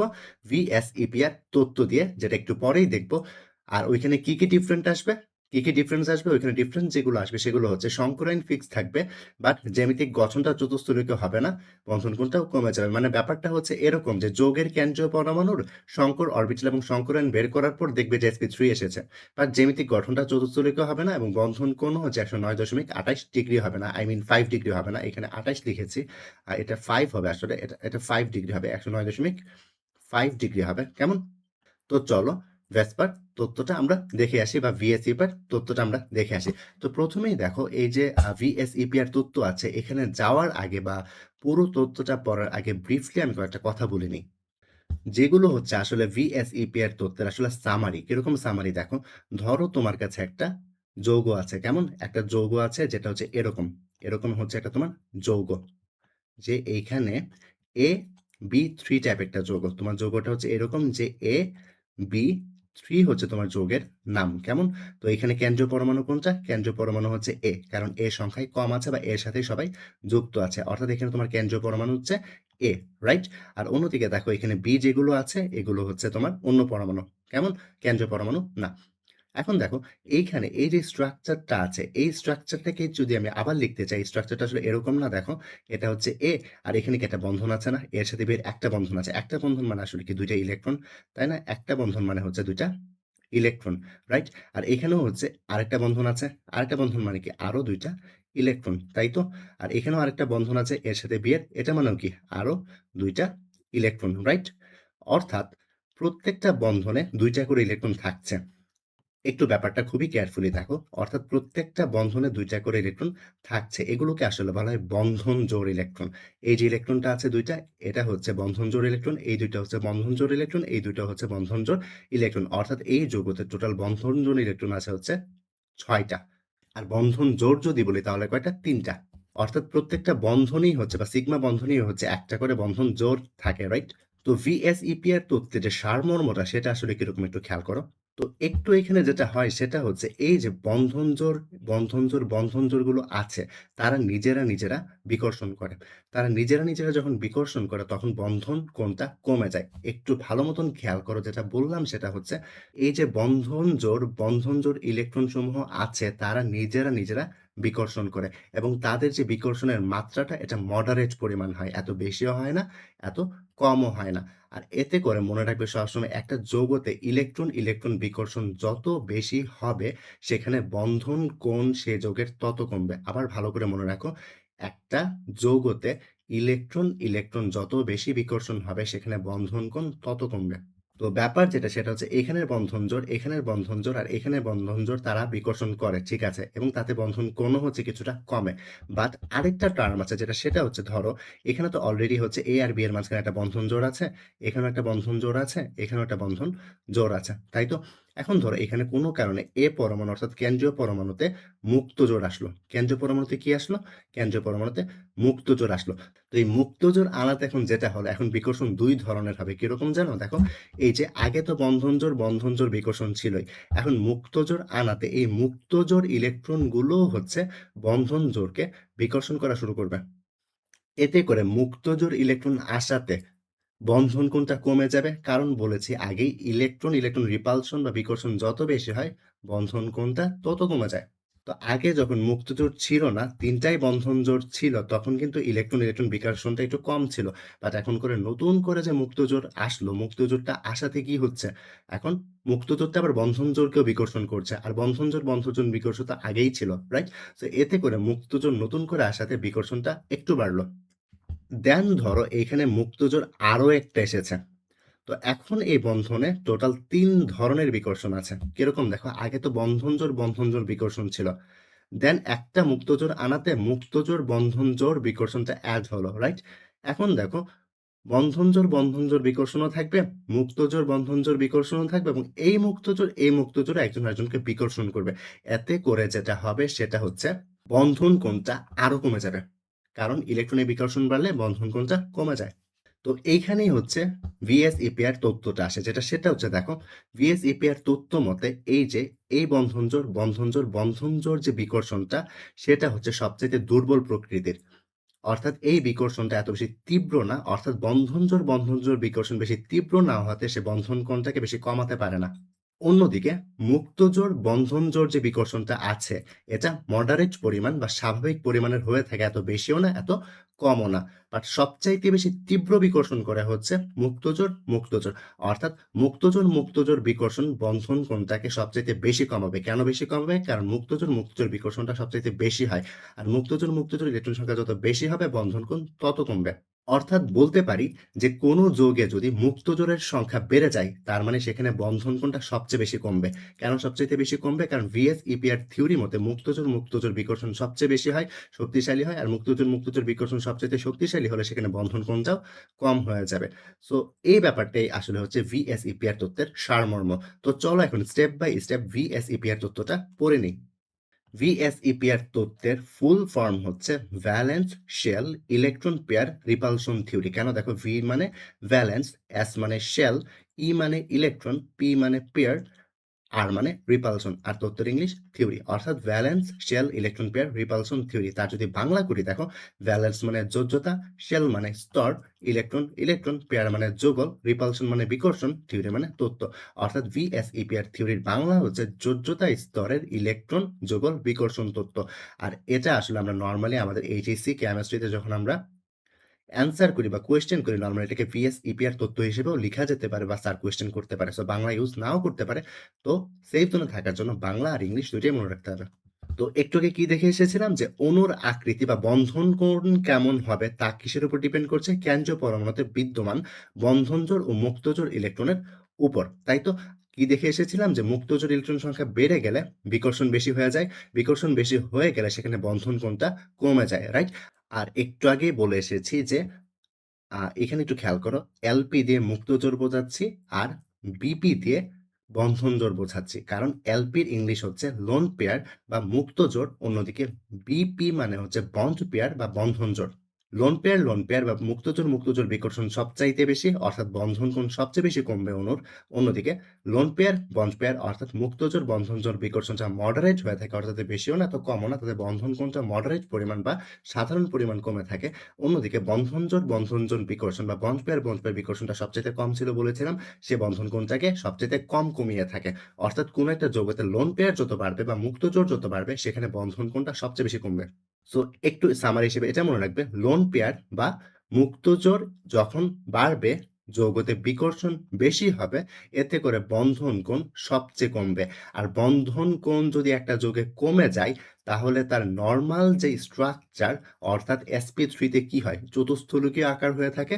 এখন বন্ধন কোণ যদি কমে যায় বা চেঞ্জ হয়ে যায়, চতুস্থলকীয় আকারটা চতুস্থলকীয় থাকে না। তখন ওই আকারটাও চেঞ্জ হয়ে যায়। কিরকম দেখো? দেখো যেমন আমরা মিথেন পড়ে এসেছিলাম। মিথেনে sp3 সংকরায়ন হতো। তাই তো? তখন অণুর আকার হতো চতুস্থলকীয়। রাইট? এবং বন্ধন কোণ ছিল হচ্ছে ১০৯.৫ ডিগ্রি। কখন? যখন মুক্তজোড় থাকে না, রাইট? sp3 সংকরায়নে অণুর আকার চতুস্থলকীয় হয় এবং বন্ধন কোণ ১০৯.৫ ডিগ্রি হয়। কখন? যখন মুক্তজোড় ইলেকট্রন থাকে না। এখন দেখো কিছু যৌগ যেমন এখানে ammonia, NH3, PH3, water, H2S সবগুলোতে তোমরা যদি হচ্ছে ক্যালকুলেশন করো তখন দেখবে অ্যামোনিয়াতে একটা মুক্তজোড় আছে, NH3 তে একটা মুক্তজোড় আছে, PH3 তেও একটা মুক্তজোড় আছে, পানিতেও দুইটা মুক্তজোড় আছে এবং হাইড্রোজেন সালফাইডেও দুইটা মুক্তজোড় আছে। অর্থাৎ এই সবগুলোতে দুইটা মুক্তজোড় আছে এবং মজার ব্যাপার হচ্ছে এই সবগুলোই হচ্ছে sp3 সংকরায়ন। তোমরা যদি হচ্ছে সংকর অরবিটাল মিলিয়ে দেখো দেখবে এই সবগুলোই হচ্ছে sp3 সংকরায়ন। এখন আরেকটা মজার বিষয় যেটা সেটা হচ্ছে তারা sp3 সংকরায়ন হলেও তারা একজনের আকারও তাদের হচ্ছে চতুস্থলীয় আকার হয় না এবং তাদের বন্ধন কোণ ১০৯.৫ ডিগ্রি হয় না। কেন হয় না? খুবই স্বাভাবিক, কারণ তাদের লোন পেয়ার আছে। লোন পেয়ার থাকলে বা মুক্তজোড় থাকলে যেটা হয় সেটা হচ্ছে বিকর্ষণ সেখানে বেশি হয়, বন্ধন কোণটা চেঞ্জ হয়ে যায়। আর বন্ধন কোণ যদি ১০৯ ডিগ্রি না হয় বা তার থেকে কম হয় তখন তার আকারটাও চতুস্থলীয় থাকবে না, কমে যাবে। চেঞ্জ হয়ে যাবে। তাই তো? এখন চেঞ্জ কেন হবে? কারণ বন্ধন কোণ চেঞ্জ হয়ে গেছে, তাই না? বন্ধন কোণ কি কমবে নাকি বাড়বে? অবশ্যই নরমাল sp3 সংকরায়নে অণুর আকার যখন চতুস্থলিকীয় হয় তখন কোনো লোন পেয়ার বা মুক্তজোড় থাকে না। তখন বন্ধন জোড় থাকে ১০৯.৫ ডিগ্রি। বাট এখানে যেহেতু বন্ধন জোড় আছে, দেখো বন্ধন জোড় বাড়লে বিকর্ষণ বাড়ে। অর্থাৎ বন্ধন কোণটাও কমে যাবে। অর্থাৎ এই যে যৌগসমূহ রয়েছে সবারই বন্ধন কোণ অবশ্যই ১০৯.৫ ডিগ্রির কম হবে। কেন? মুক্তজোড় আছে, বিকর্ষণ বাড়বে, বন্ধন কোণ নরমাল sp3 যেটা আছে তার থেকে কমে যাবে, রাইট? তাহলে সামারি কি? সামারি হচ্ছে যে সকল যৌগের কেন্দ্রীয় পরমাণুতে sp3 সংকরায়ন হয় এবং তাতে মুক্তজোড় থাকে তখন তাদের আকার চতুস্থলিকীয় হয় না, বন্ধন কোণও হচ্ছে ১০৯.৫ ডিগ্রি আর থাকে না। তো এখন কথা হচ্ছে তাদের আকারটা কি হয় এবং তাদের বন্ধন কোণটাই কি বা কি হয় সেটা একটু এখন আমরা পড়বো। এখানে আমরা পড়বো sp3 সংকরায়নে যখন মুক্তজোড় থাকে তখন এই যে অণুসমূহ রয়েছে তাদের আকৃতি কেমন হয় এবং তাদের বন্ধন কোণ কেমন হয়। তো এটা মনে রাখা খুবই ইজি, যেটা সেটা হচ্ছে যখন দেখবে কেন্দ্রীয় পরমাণুতে একটা শুধুমাত্র লোন পেয়ার আছে বা মুক্তজোড় আছে তখন তার আকারটা হয় ত্রিকোণাকার পিরামিড। তখন তার আকারটা কি হবে? ত্রিকোণাকার পিরামিড। যখনই দেখবে একটা sp3 সংকরায়ন এমন একটা যৌগ সেখানে শুধুমাত্র একটা লোন পেয়ার বা মুক্তজোড় আছে তখন তার আকৃতি হবে ত্রিকোণাকার পিরামিড। আর যদি এমন হয় দুইটা লোন পেয়ার বা দুইটা মুক্তজোড় রয়েছে তখন তার আকারটা হবে ভি আকৃতি। এখন কোয়েশ্চেন এমন হতে পারে যে ত্রিকোণাকার পিরামিড আকারটা আসলে দেখতে কেমন এবং ভি শেপ আকারটা আসলে দেখতে কেমন। সো এটা একটু আগে দেখো। ধরো অ্যামোনিয়া আঁকবে বা ত্রিকোণাকার পিরামিড আঁকবে। তো নাইট্রোজেন একটা থাকবে, রাইট? আর কি আছে? হাইড্রোজেন আছে।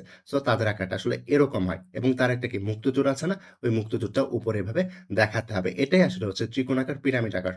দেন ধরো NH3 এর জন্য ত্রিকোণাকার পিরামিড আঁকবে। সো সেম এমনই হবে, জাস্ট হাইড্রোজেন রিপ্লেস করে ফ্লোরিন দিয়ে দাও। ধরো তুমি PH3 এর জন্য ত্রিকোণাকার পিরামিড আঁকবে। তো সেম হবে, রাইট? সো এখানে কেন্দ্রীয় পরমাণু কি? ফসফরাস। ফসফরাস দিবে, হাইড্রোজেন ৩ টা রয়েছে, ৩ টা দিবে। তো শেপটা এটা কি হলো? এটা হচ্ছে ত্রিকোণাকার পিরামিড। এই আকৃতিগুলোই হচ্ছে ত্রিকোণাকার পিরামিড।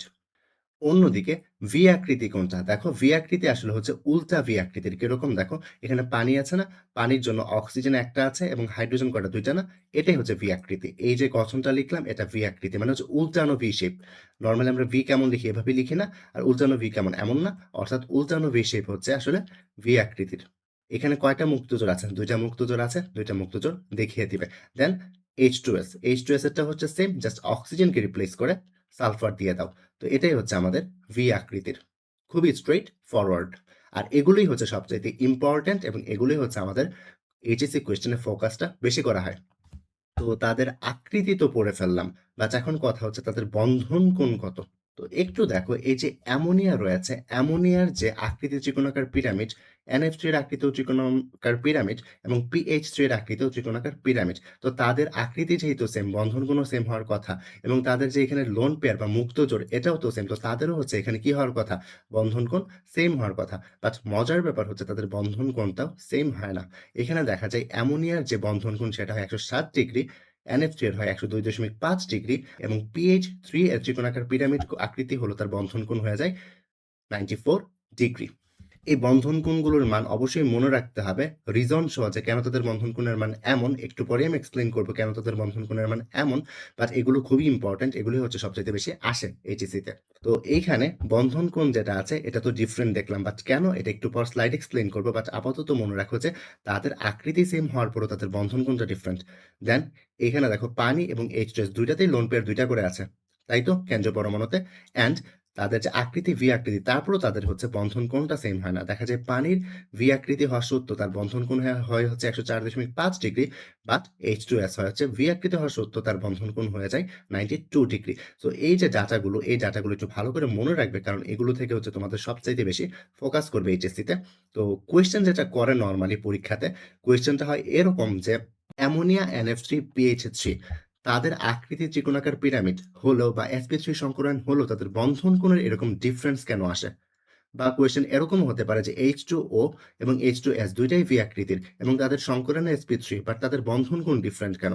সো এই যে অ্যান্সার গুলো এগুলোই হচ্ছে এখন আমরা মেইনলি খুঁজবো যে কেন হচ্ছে নিচের যে যৌগগুলো রয়েছে তাদের সংকরণ এবং আকৃতি একই হওয়া সত্ত্বেও তাদের বন্ধন কোণের মান ভিন্ন হয়। অর্থাৎ অ্যামোনিয়ার ক্ষেত্রে ১০৭ ডিগ্রি হয়, NF3 এর ক্ষেত্রে ১০২.৫ ডিগ্রি হয়, PH3 এর ক্ষেত্রে 94 ডিগ্রি হয়। কেন হচ্ছে?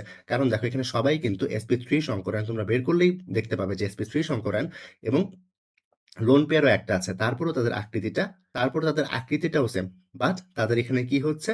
তাদের এইখানে বন্ধন কোণের মানটা ডিফারেন্ট হচ্ছে। তো চলো এটার রিজনটা খুঁজি। তো রিজন খোঁজার জন্য আমরা প্রথমেই যেটা করব তাদের যে স্ট্রাকচারটা আছে সেই স্ট্রাকচারটা আমরা একটু এঁকে নিব। দেখো অ্যামোনিয়ার যে ত্রিকোণাকার পিরামিড আকারটা ছিল সেটা এঁকেছি, NF3 এরটাও এঁকেছি, PH3 এরটাও এঁকেছি। তো একটু যেটা খেয়াল রাখবে সেটা হচ্ছে আমি যেভাবে এই প্রবলেমটাকে মাথায় রাখি সেটা হচ্ছে দেখো, তো এই ক্ষেত্রে আমি যেটা মনে রাখি সেটা হচ্ছে এই যৌগগুলোর মাঝখানে যেই পরমাণু অর্থাৎ যেই কেন্দ্রীয় পরমাণু নিজের দিকে ইলেকট্রন বেশি রাখতে পারবে তার অণুতে বিকর্ষণ কম হবে এবং বন্ধন কোণ তুলনামূলক বাড়বে। দেখো কথাটা কি বলেছি? যে যৌগগুলোর মধ্যে যে যৌগের কেন্দ্রীয় পরমাণু ধরো এখানে নাইট্রোজেন বা এখানে নাইট্রোজেন, এই নাইট্রোজেন ধরো তার নিজের দিকে ইলেকট্রনটাকে বেশি রাখতে পারছে, সে যদি তার নিজের দিকে ইলেকট্রন বেশি রাখতে পারে এই অণুতে বিকর্ষণ কম হবে আর বিকর্ষণ কম হলে বন্ধন কোণটা তুলনামূলক বেশি হবে। তো চলো ফার্স্টে এই যৌগটা অর্থাৎ অ্যামোনিয়া এবং NF3 এর মাঝখানে একটু কম্পেয়ার করি। দেখো এইখানে NF3 যেটা আছে, NF3 তে পার্থক্য আর NH3 এর মাঝখানে পার্থক্যটা কোন জায়গায়? দেখো NH3 যেটা আছে ওইখানেও কেন্দ্রীয় পরমাণু নাইট্রোজেন, NF3 যেটা আছে এখানেও কেন্দ্রীয় পরমাণু নাইট্রোজেন। বাট পার্থক্যটা কিন্তু যুক্ত পরমাণুতে। এখানে হাইড্রোজেন আছে আর NF3 তে ফ্লোরিন আছে। তো ব্যাপারটা যেটা হয় সেটা হচ্ছে ফ্লোরিন যেটা আছে তার তড়িৎ ঋণাত্মকতা নাইট্রোজেন থেকে বেশি। তাই তো? এবং বলতে পারি এখানে হাইড্রোজেন যেটা আছে তার তড়িৎচুম্বকত্ব কিন্তু আবার নাইট্রোজেন থেকে কম, তাই তো? তো এখানে দেখা যাবে বন্ধনে শেয়ারকৃত ইলেকট্রনগুলো আছে। এই ক্ষেত্রে অ্যামোনিয়ার ক্ষেত্রে নাইট্রোজেন তার নিজের দিকে টানবে, নাইট্রোজেন তার নিজের দিকে টানবে, রাইট? আর অন্যদিকে ফ্লোরিনের তড়িৎ ঋণাত্মকতা যেহেতু নাইট্রোজেন থেকে বেশি দেখা যাবে ফ্লোরিন হচ্ছে নাইট্রোজেনের যে বন্ধন জোড়ে ইলেকট্রনগুলো ছিল সে তার নিজের দিকে টেনে নিবে। অর্থাৎ উল্টো ঘটনা হচ্ছে। দেখো, তো আমার কনসেপ্ট একটু মনে করো যেটা সেটা হচ্ছে এই ক্ষেত্রে দেখো নাইট্রো তো এই ক্ষেত্রে দেখো নাইট্রোজেন ইলেকট্রন যোগগুলো অর্থাৎ বন্ধন জোড়গুলো নিজের দিকে টেনে নিচ্ছে। তো নিজের দিকে যদি টেনে নেয় আমি কি বলেছিলাম বিকর্ষণ কম হবে। বিকর্ষণ যদি কম হয় তার বন্ধন কোণটা তুলনামূলক বেশি হবে। আর এইখানে দেখো নাইট্রোজেন ইলেকট্রনগুলো তার নিজের দিকে রাখতে পারছে না অর্থাৎ কেন্দ্রীয় পরমাণু ইলেকট্রনগুলো নিজের দিকে রাখতে পারছে না, ফ্লোরিন নিয়ে যাচ্ছে। তো এই ক্ষেত্রে বন্ধন জোড় নাইট্রোজেন থেকে দূরে সরে যাচ্ছে, তাই না? নাইট্রোজেন নিজের দিকে রাখতে পারছে না। নিজের দিকে যদি কেন্দ্রীয় পরমাণু ইলেকট্রন যখন রাখতে না পারে তাহলে যেন কি হয়? তাহলে যেটা হয় সেটা হচ্ছে বিকর্ষণের মাত্রাটা বেড়ে যায় এবং বন্ধন কোণটা কমে যায়। অর্থাৎ এই ২ টা যৌগের মাঝখানে আমি বলতে পারি এইখানে বিকর্ষণটা বেশি। কেন বিকর্ষণটা বেশি? কারণ কেন্দ্রীয় পরমাণু নাইট্রোজেন নিজের দিকে ইলেকট্রন রাখতে পারেনি। তো এখানে কি হবে? এখানে বন্ধন বিকর্ষণের মানটা একটু বেশি হবে। তাই বন্ধন কোণটা কমে যাবে। আর এখানে বন্ধন জোড় বিকর্ষণের মানটা একটু তুলনামূলক কম হবে এবং তাদের যে বন্ধন কোণটা আছে সেটা একটু বেশি হবে তুলনামূলক। তো সামারি কি? সামারি এরকম জাস্ট মাথায় এতটুকুই রাখবে যে কেন্দ্রীয় পরমাণু যেটা আছে সে নিজের দিকে ইলেকট্রন রাখতে পারছে কিনা। কেন্দ্রীয় পরমাণু যদি নিজের দিকে ইলেকট্রন রাখতে পারে তাহলে যেটা হবে বিকর্ষণ কম হবে, বিকর্ষণ কম হলে বন্ধন কোণটা তুলনামূলক বেশি হবে। এবার আসি এই জায়গাতে। এই জায়গাতে আসলে যে কাজটা হয় সেটা হচ্ছে দেখো এইখানে সবচাইতে কম কিন্তু তার। এটার কারণটা কি জানো? কারণ দেখো এখানে নাইট্রোজেন আছে, এখানে নাইট্রোজেন আছে আর এখানে আছে ফসফরাস। ফসফরাসের ইলেক্ট্রোনেগেটিভিটি বা তড়িৎ ঋণাত্মকতা কিন্তু এত বেশি না। ফসফরাসের তড়িৎ ঋণাত্মকতা কম না? ফসফরাসের তড়িৎ ঋণাত্মকতা যদি কম হয়, দেখো এখানে নাইট্রোজেন আছে, এখানেও নাইট্রোজেন আছে। নাইট্রোজেন থেকে কিন্তু ফসফরাসের তড়িৎ ঋণাত্মকতা অনেক বেশি কম হয়ে যায়। তো এই তড়িৎ ঋণাত্মকতার পার্থক্য তার কম হওয়াতে সে যেটা করবে, সে হচ্ছে নিজের দিকে ইলেকট্রন রাখতে পারবে না। আর নিজের দিকে ইলেকট্রন না রাখতে পারলে কি হয়? বন্ধন জোড় বিকর্ষণ সবচাইতে বেশি হয় এবং বন্ধন কোণ সবচাইতে কম হয়ে যায়। সো এগুলোই ছিল হচ্ছে এটার সলিউশন। এগুলো কিন্তু তোমাদের বোর্ড কোয়েশ্চেনে বেশ বেশ কয়েকবার এসেছে। সো এগুলো একটু গুরুত্বের সাথে দেখবে। তো সামারি হিসেবে কি বলতে পারি? সামারি হিসেবে শুধুমাত্র এতটুকুই মনে রাখবে যে কেন্দ্রীয় পরমাণু তার নিজের দিকে ইলেকট্রন রাখতে পারছে কিনা। যদি রাখতে পারে, বিকর্ষণ কম হবে, বন্ধন কোণটা একটু বেশি হবে। হোপফুলি বুঝতে পেরেছ। তো এই তো ছিল হচ্ছে এই প্রথম ৩ টা যে পরমাণু ছিল, এই প্রথম ৩ টা যৌগ ছিল, এই প্রথম ৩ টা যৌগের আমি হচ্ছে এক্সপ্লেনেশন দিলাম। এবার পানি এবং H2S টা তোমাদের বাকি রয়েছে, তাই তো? তো পানির দেখা যায় বন্ধন কোণের মান ১০৪.৫ ডিগ্রি হয় এবং H2S এর দেখা যায় 92 ডিগ্রি হয়। এটার কারণটা আসলে সেম কারণ। প্রথমে এই যৌগটা এঁকে নিবে। দেখো এখানে হাইড্রোজেন আছে, এখানেও হাইড্রোজেন আছে, এখানেও হাইড্রোজেন আছে, এখানেও হাইড্রোজেন আছে। অর্থাৎ হাইড্রোজেন সালফাইড এবং পানির মাঝখানে হাইড্রোজেন ২ টাতেই আছে, তাই তো? শুধুমাত্র কেন্দ্রীয় পরমাণুতে তাদের ডিফারেন্স, রাইট? সো কি যেন কনসেপ্টটা ছিল? মাথায় কি রাখবে? মাথায় এটা রাখবে যে কেন্দ্রীয় পরমাণু যেটা আছে, সে নিজের দিকে ইলেকট্রন রাখতে পারছে কিনা। সে যদি নিজের দিকে ইলেকট্রন রাখতে পারে, তাহলে কি হবে? তাহলে বিকর্ষণ কম হবে, বন্ধন কোণটা তুলনামূলক বেশি হবে। তো তোমরাই বলো, অক্সিজেনের তড়িৎ ঋণাত্মকতা বেশি নাকি সালফারের তড়িৎ ঋণাত্মকতা বেশি? অবশ্যই অক্সিজেনের তড়িৎ ঋণাত্মকতা বেশি। তো অক্সিজেনের যেহেতু তড়িৎ ঋণাত্মকতা বেশি, বন্ধনে শেয়ারকৃত ইলেকট্রন যুগল সে নিজের দিকে টান দিবে, তাই না? রাইট? আর অন্যদিকে এদিকে সালফারের তড়িৎ ঋণাত্মকতা কম না? তো সালফার যে টানটা দিবে সেটা কি অক্সিজেন থেকে বেশি হবে নাকি কম হবে? সালফার যে টানটা দিবে এটা অবশ্যই অক্সিজেন থেকে কম হবে। কারণ সালফারের তড়িৎ ঋণাত্মকতা কম। তো সালফার তাহলে ইলেকট্রনগুলো অক্সিজেনের তুলনায় সে নিজের দিকে কম রাখতে পারছে। অর্থাৎ এই ক্ষেত্রে অক্সিজেন তার নিজের দিকে ইলেকট্রন যুগল বেশি রাখতে পারছে। তো অক্সিজেন যদি নিজের দিকে ইলেকট্রন যুগল বেশি রাখতে পারে, বিকর্ষণ কম হবে, বিকর্ষণ কম হলে বন্ধন কোণটা একটু বড় হবে। এইজন্যই হচ্ছে পানির বন্ধন কোণটা H2S এর বন্ধন কোণ থেকে বড় হয়ে থাকে। কেন? কারণ এখানে বিকর্ষণটা বেশি। কার বিকর্ষণ বেশি? বন্ধন জোড় বিকর্ষণটা বেশি। আর এখানে পানির মাঝখানে বন্ধন জোড় বিকর্ষণ কম হওয়াতে এখানে দেখা যায় বন্ধন কোণটা একটু বেশি হয়। তো আমরা বেসিক্যালি এখানে এই যে ব্যাপার-স্যাপারগুলো ছিল, সবই হচ্ছে আমরা পড়ে ফেলেছি যে এখানে বন্ধন কোণ কেন ডিফারেন্ট হচ্ছে, সংকরায়ন কেন হচ্ছে, একই থাকা সত্ত্বেও তাদের আকারটা চেঞ্জ হচ্ছে, এগুলো আমাদের এখন পড়া প্রায় শেষ। এখন এই চার্টটা তোমরা একটু ভালো মতন মনে রাখবে, কারণ এগুলোই হচ্ছে তোমাদের সবচাইতে বেশি এসে থাকে। তো এইখানে আরো কয়েকটা জিনিস একটু পড়ে নিই। দেখো যেটা সেটা হচ্ছে, দেখো এখানে কিন্তু আমরা আকৃতি পড়েছি, বন্ধন কোণও পড়েছি, বন্ধন কোণ কেন ডিফারেন্স হচ্ছে সেটাও পড়েছি। বাট তাদের কিন্তু এখন আমরা গঠন চিত্র আঁকিনি, রাইট? তো এখন যেটা করব, এই প্রত্যেকটা জিনিসের গঠন চিত্র আমরা আঁকবো। কাদের গঠন চিত্র আঁকবো? দেখো এখানে প্রথম ত্রিকোণাকার পিরামিড, যেহেতু তারা ৩ জনের গঠন চিত্র আমরা একসাথে এঁকে ফেলবো। আর এখানে যে পানি এবং H2S আছে তাদের যেহেতু হচ্ছে ভি আকৃতি, তাদের গঠন চিত্র একসাথে আঁকবো। তো প্রথমে হচ্ছে আমরা ত্রিকোণাকার পিরামিড যেগুলো আছে সেগুলোকে একসাথে এঁকে ফেলি। তো প্রশ্নে বলা আছে নিচের যৌগগুলোর গঠন চিত্র অঙ্কন করো। তো গঠন চিত্র অঙ্কন আমরা কিভাবে করব? দেখো আমাদের কি যেন লাগে? প্রথমে হচ্ছে আমাদের তাদের যে আকারটা রয়েছে সেটা লিখতে হয়। তো এখানে কি আকার ছিল? আমরা দেখেছি ত্রিকোণাকার পিরামিড, রাইট? তো এটাকে এঁকে ফেলবো। তো এঁকে ফেলার পর তো আমাদের কাজ ইজি, রাইট? কিভাবে? দেখো এখানে নাইট্রোজেন রয়েছে, কেন্দ্রীয় পরমাণু। নাইট্রোজেনকে আঁকবো। দেন প্রত্যেকটা সিগমা বন্ধন মানে কি? একটা করে সংকর অরবিটাল। তো একটা করে সংকর অরবিটাল দিয়ে দাও। আর এই ক্ষেত্রে যেটা করতে হবে, আগে কিন্তু লোন পেয়ার বা মুক্তজোড় ছিল না, বাট এখন তো একটা মুক্তজোড় আছে। মুক্তজোড়কে আসলে এভাবে দেখাবে। কেমন? মুক্তজোড় একটা থাকলে এটা একটা দিবে, ২ টা থাকলে ২ টা দিবে। দেন কাজ কি? হাইড্রোজেন আছে, তাই না? হাইড্রোজেনের কাজ কি? হাইড্রোজেনের কাজ হচ্ছে একটা করে ইলেকট্রন নিয়ে আসা, রাইট? এগুলো তো আমরা অনেকবার পড়ে এসেছি। আর বন্ধন কোণ কত? বন্ধন কোণ হচ্ছে ১০৭ ডিগ্রি, রাইট? তো এবার আসো NF3 টা আঁকি। NF3 আঁকতে গেলে কি করব? সেম কাজ। দেখো তার আকৃতি এমন না? তো নাইট্রোজেন একটা লিখলাম। ১ টা ২ টা ৩ টা সিগমা বন্ধন রয়েছে। তো ৩ টা সংকর অরবিটাল দিলাম। মুক্তজোড় একটা আছে, মুক্তজোড় একটা দিলাম। দেখো এখানে কিন্তু হাইড্রোজেন থাকাতে আমরা বৃত্তাকার দেখিয়েছি বা গোলীয় অরবিটাল গোলাকৃতির অরবিটাল দেখিয়েছি। বাট এখন যেহেতু ফ্লোরিন আছে, আমার কি দেখাতে হবে? ডাম্বেল আকৃতির, তাই তো? সো দেখিয়ে ফেললাম এবং বন্ধন কোণ কত? ১০২.৫ ডিগ্রি, রাইট? দেন হচ্ছে PH3 স্ট্রাকচার কিভাবে আঁকবো? এই যে গঠনটা দেখো, এখানে কি গঠন হচ্ছে? ত্রিকোণাকার পিরামিড, তাই তো? ত্রিকোণাকার পিরামিডে ফসফরাস কেন্দ্রে। ফসফরাস হচ্ছে কেন্দ্রীয় পরমাণু এবং এখানে যে হচ্ছে বন্ধন, ৩ টা সিগমা বন্ধন রয়েছে, তাই না? তো ৩ টা সিগমা বন্ধনের জন্য আমরা কি দেব? ৩ টা সংকর অরবিটাল। লোন পেয়ার একটা আছে, তো লোন পেয়ারের জন্য একটা দিলাম। দেন হাইড্রোজেন আছে, হাইড্রোজেন একটা করে ইলেকট্রন এখানে প্রবেশ করাবে। খুবই সিম্পল। আর এখানে বন্ধন কোণ কত? 94 ডিগ্রি। সো দিলাম 94 ডিগ্রি। আর এখানে প্রত্যেকটা আকারই যেন কি আকৃতির ছিল? ত্রিকোণাকার পিরামিড। তো এই তো গেল ত্রিকোণাকার পিরামিড গঠন বা এই যৌগগুলোর হচ্ছে আমরা কি দেখলাম সংকরায়ন দেখলাম বা বলতে পারি গঠন চিত্র দেখেছি সংকরায়নের মাধ্যমে, তাই তো? গঠন চিত্র দেখেছি সংকরণের মাধ্যমে। এখন কিন্তু আমাদের পানি এবং H2S অর্থাৎ V আকৃতির যারা ছিল তাদেরটা বাকি থেকে গেছে, তাই না? সো এই যৌগগুলোর গঠন চিত্র সংকরণের মাধ্যমে কিভাবে আমরা লিখতে পারি দেখি। চলো। তো প্রথমে শেপ তাদের কি? V আকৃতির শেপ একটু আগেই দেখে এসেছি, তাই না? আর এখানে একটা H একটু বেশি পড়ে গেছে। আর এখানে একটু ভুল করে ফেলেছি। এই H টা আসলে থাকবে না। ওকে? দেন গঠনচিত্র আঁকতে গেলে কি করব? অক্সিজেন অর্থাৎ কেন্দ্রীয় পরমাণু যেটা আছে সেটা লিখব। দেন প্রত্যেকটা সিগমা বন্ধন মানে কি একটা করে সংকর অরবিটাল, তাই না? মুক্তজোড় কয়টা আছে? ২ টা আছে। তো ২ টা দিয়ে দাও মুক্তজোড়, রাইট? দেন কি করবে? দেখো হাইড্রোজেন রয়েছে, হাইড্রোজেন একটা ইলেকট্রন করে নিয়ে আসবে। আর বন্ধন কোণ কত? বন্ধন কোণ হচ্ছে ১০৪.৫ ডিগ্রি। খুবই সিম্পল। অন্যদিকে এখানে দেখো H2S বা হাইড্রোজেন সালফাইড। হাইড্রোজেন সালফাইডের কেন্দ্রীয় পরমাণুকে সালফার। সালফার কি লিখলাম? সিগমা বন্ধন কয়টা? ২ টা। দাও ২ টা সংকর অরবিটাল। দেন মুক্তজোড় কয়টা? ২ টা। দাও মুক্তজোড়গুলোকে। দেন হাইড্রোজেন কয়টা করে ইলেকট্রন আনবে? একটা করে ইলেকট্রন নিয়ে এখানে বসে যাবে। তাই তো? বন্ধন কোণ কত? 92 ডিগ্রি। আকৃতি কি? তাদের আকৃতি ছিল V আকৃতির। সো এভাবে চাইলেই সংকরণ আমরা খুব ইজিলি করে ফেলতে পারি।